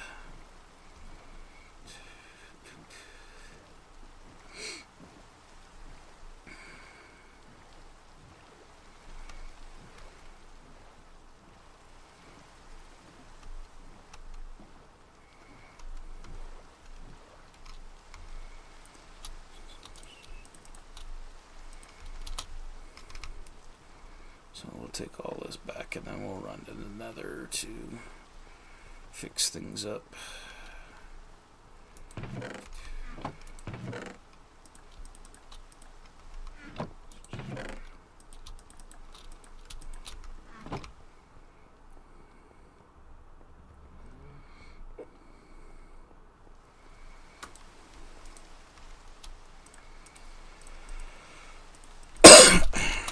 Because, yeah, I'm a little surprised by how much I'm going. I really want Silk Touch now as a primary means of harvesting. It makes complete sense when you look around at this and realize I want the more subtle textures of stone and andesite working together to build the outside of the Star Destroyer.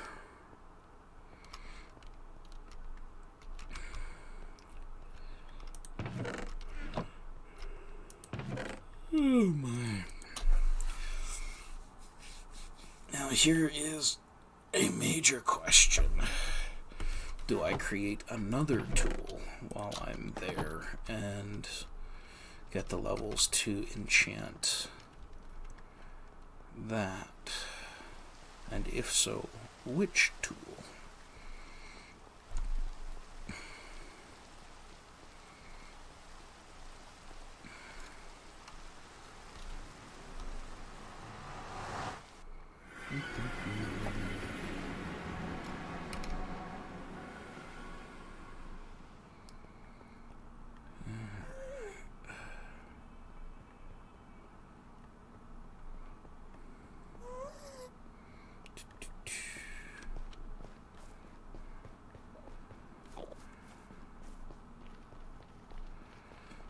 That is another thing I'm considering here, because I know if I can get an Enderman farm running, they offer loads of experience too, more than the Blaze. And given that my very first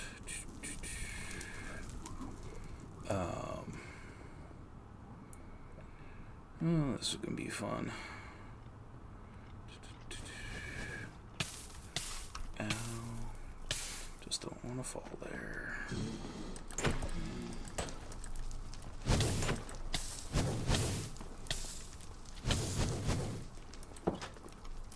Go away. Alright. So, let me do this real quick. I don't want to blast you guys' ears out. So we're going to back the hostile mobs out for a bit.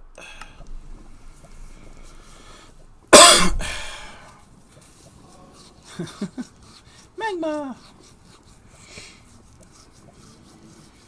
Cubes are by far one of the cutest of the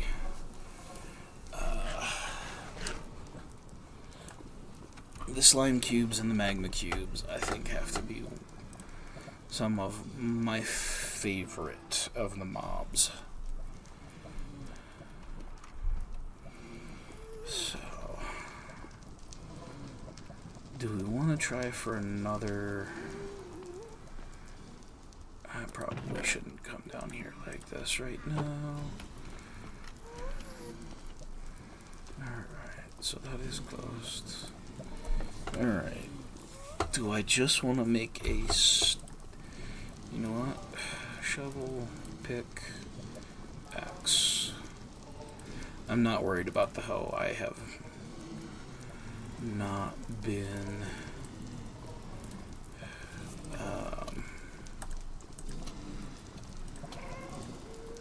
not been using it much, and so I don't think replacing it's going to be a high priority.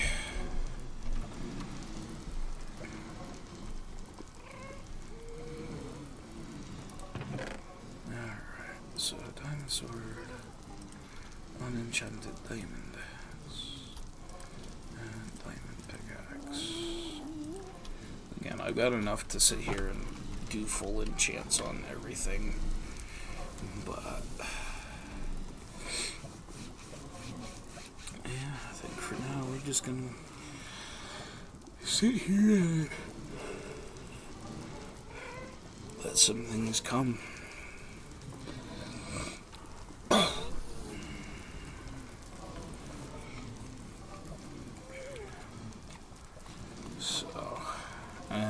I guess I'll have to ask you guys to let me know. Is it more fun to sit here and just watch it generating the blazes, or should I just take a break and come back in a while?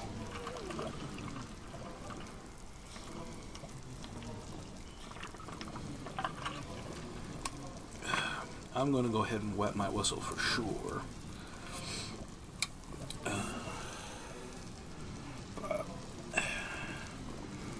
Surprised that so far I've not heard little feet upstairs. Not yet, at any rate. But he did have a big weekend this weekend. My Alora and my son went with her parents to Wyoming. Excuse me. For the weekend. And so they just got back yesterday, and so I have a feeling everybody's still got their sleepies, and they're probably going to be a bit later getting up and getting going. just as I was. So,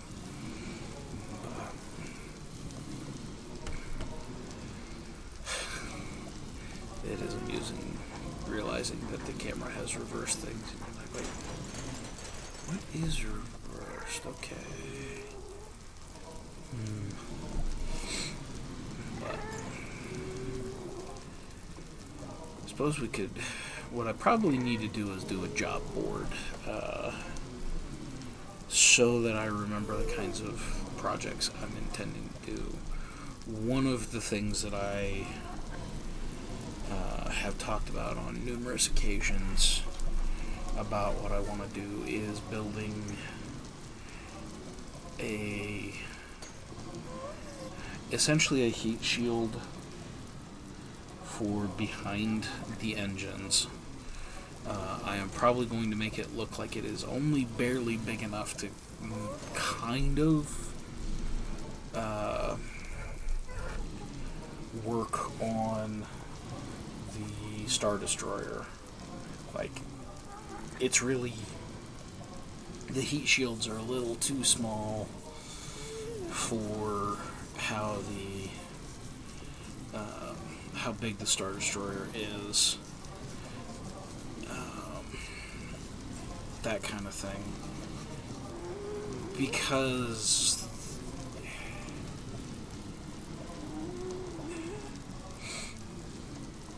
so the reason I'm saying I want to build it is the Star Destroyer, like, if you're building a spaceport facility, you're building something where, at least in part, people can bring their vehicles to get fixed.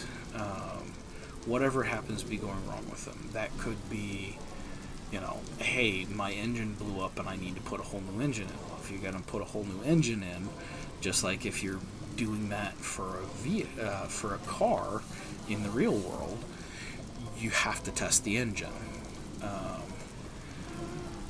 And even with the pseudoscientific,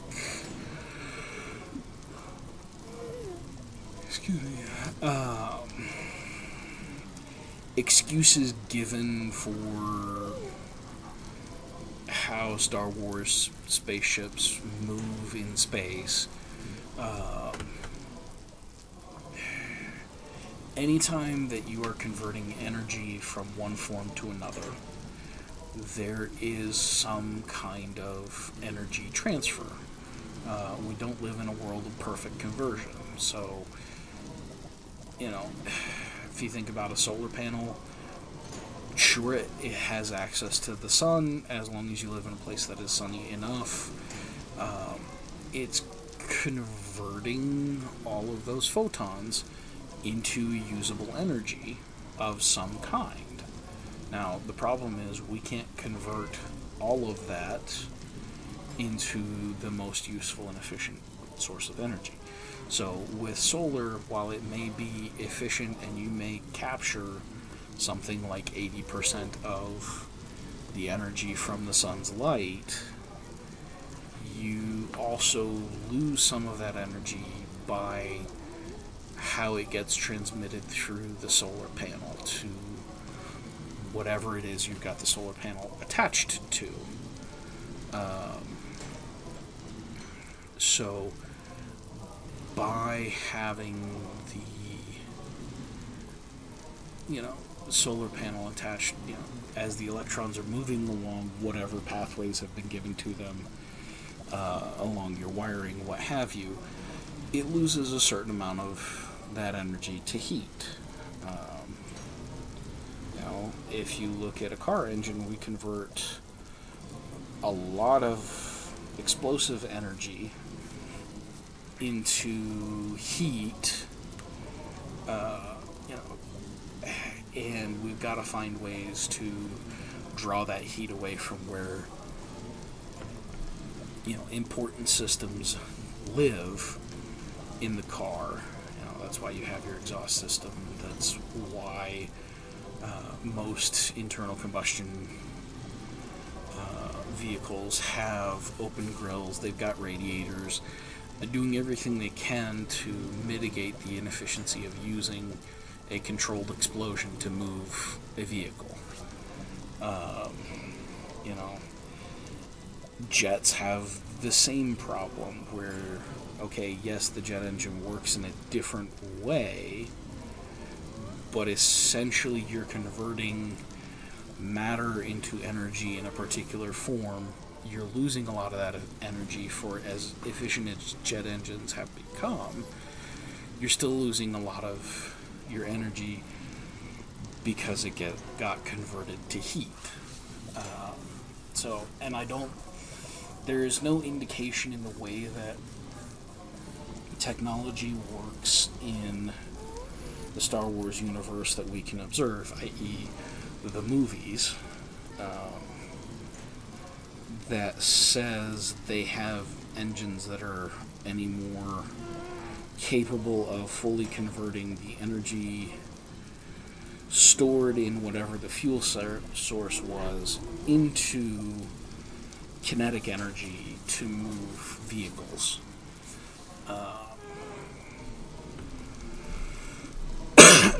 All of that to lead up to saying, like, okay, if you're testing an engine, no matter how efficient that happens to be, it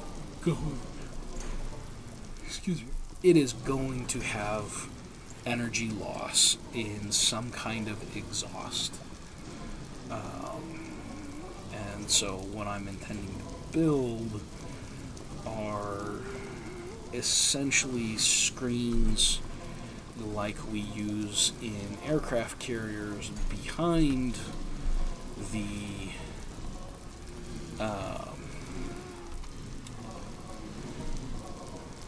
we use that behind a jet that is in a catapult to get launched, so that they can run. Really? I did not know that. Okay. Yeah, I'm not super worried about it, because oh, nice. Almost finished my first 9 stacks of blazer rods. I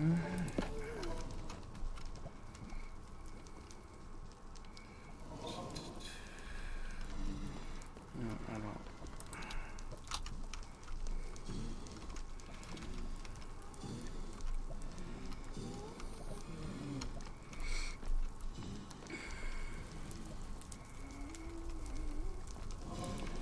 Okay. I did not realize at a certain point that overloads, so it does actually behoove me to do that. And then let's come over here.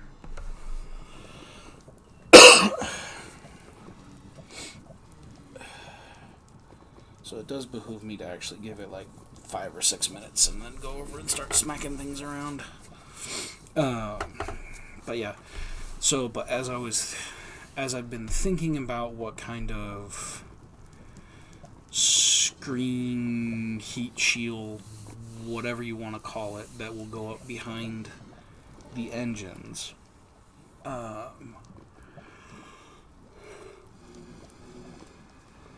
because netherite, or not netherite, no, I'm not gonna try and build this out of netherite. I have far more useful things I would be doing with it in that case.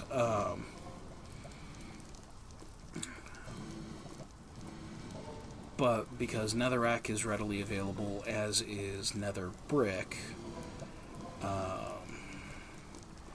I think, given the fire resistance that is a part of how the nether blocks all tend to work, I want a lot of the supporting structure for this heat shield to be made from nether brick, and then we'll add blackstone and maybe some terracotta And if I really want this to look like maybe they just finished a test, I might go ahead and place some magma blocks in a few places, because I have plenty of them.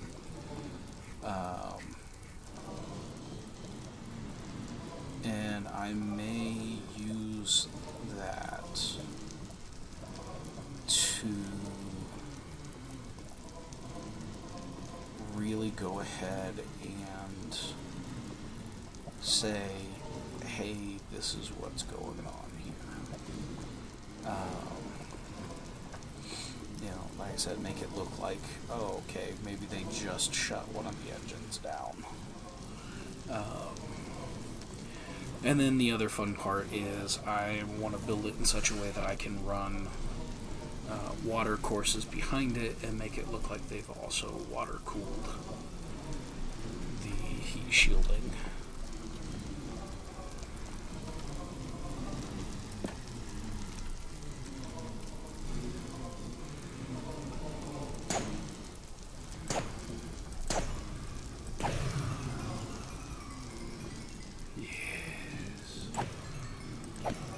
All those goody, yummy XP orbs.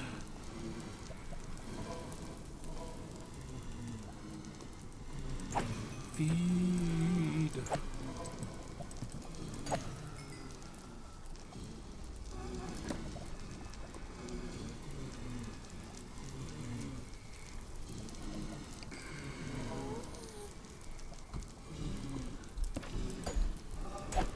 Oh, I think those are little feats.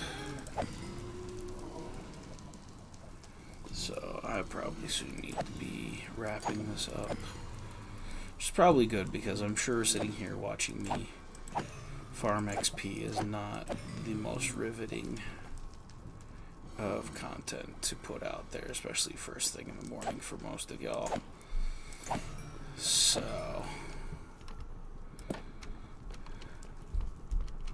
yeah, that's definitely little feats.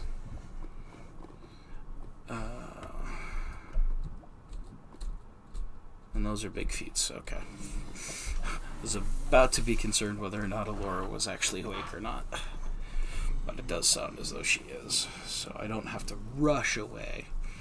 But I probably ought to start working on shutting things down for the day and getting ready to start all the things that need to happen. So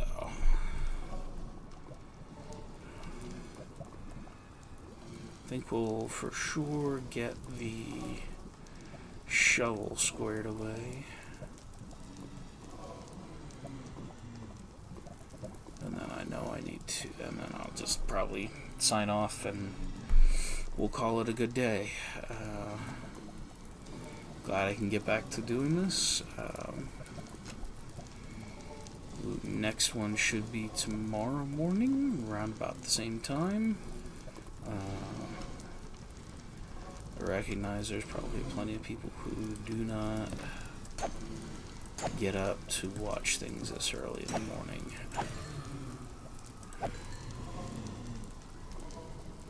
Dum, dum, dum.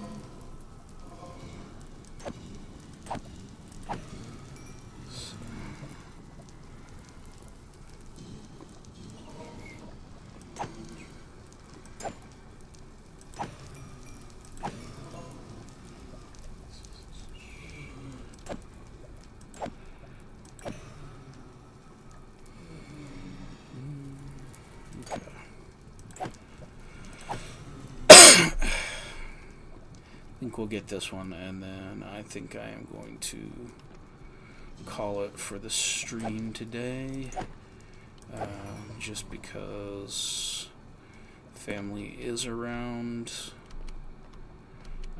But yeah, I will hop back on in a bit of time to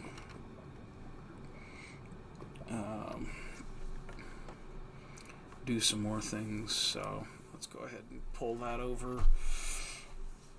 Alright, ladies and gentlemen, I have been TanktheElder this morning. you have been marvelous. I hope you will come back and watch as we continue to build the Star Destroyer. We will try and balance the needs of collecting all of the resources to build this Star Destroyer with the needs of having interesting and fun and engaging content for everybody to have. That's why I'm going to try not doing too much to like, I don't want to sit AFK here at the farm too often. That just doesn't feel like that's particularly entertaining for you guys. But it is, of course, something I need to do to keep equipment up, what have you. So there is that. But yes, this is Magic and Mayhem. I know I have said it several times, but Alora and I do have intentions to add some Magic the Gathering content here when we can sit down and get it recorded. Life's just been a little bit on the hectic side for us lately. But we are definitely looking forward to getting a chance to share some of that with you guys. If you want to have some peaceful content, go over to Alora's main channel and find her Moments of Peace. That is over at Mountains and Mayhem. She's got some beautiful places that she's found where she's got just beautiful moments getting to listen to bubbling waterfalls or the wind playing through meadows, all kinds of beautiful things like that. So if you need a chance to clear your head, please stop by and check those out. Give her a like and subscribe, as everybody here on YouTube needs to do, because we all know how the algorithm wants to push things. Please give me a like and subscribe as well if you've been enjoying the Minecraft content.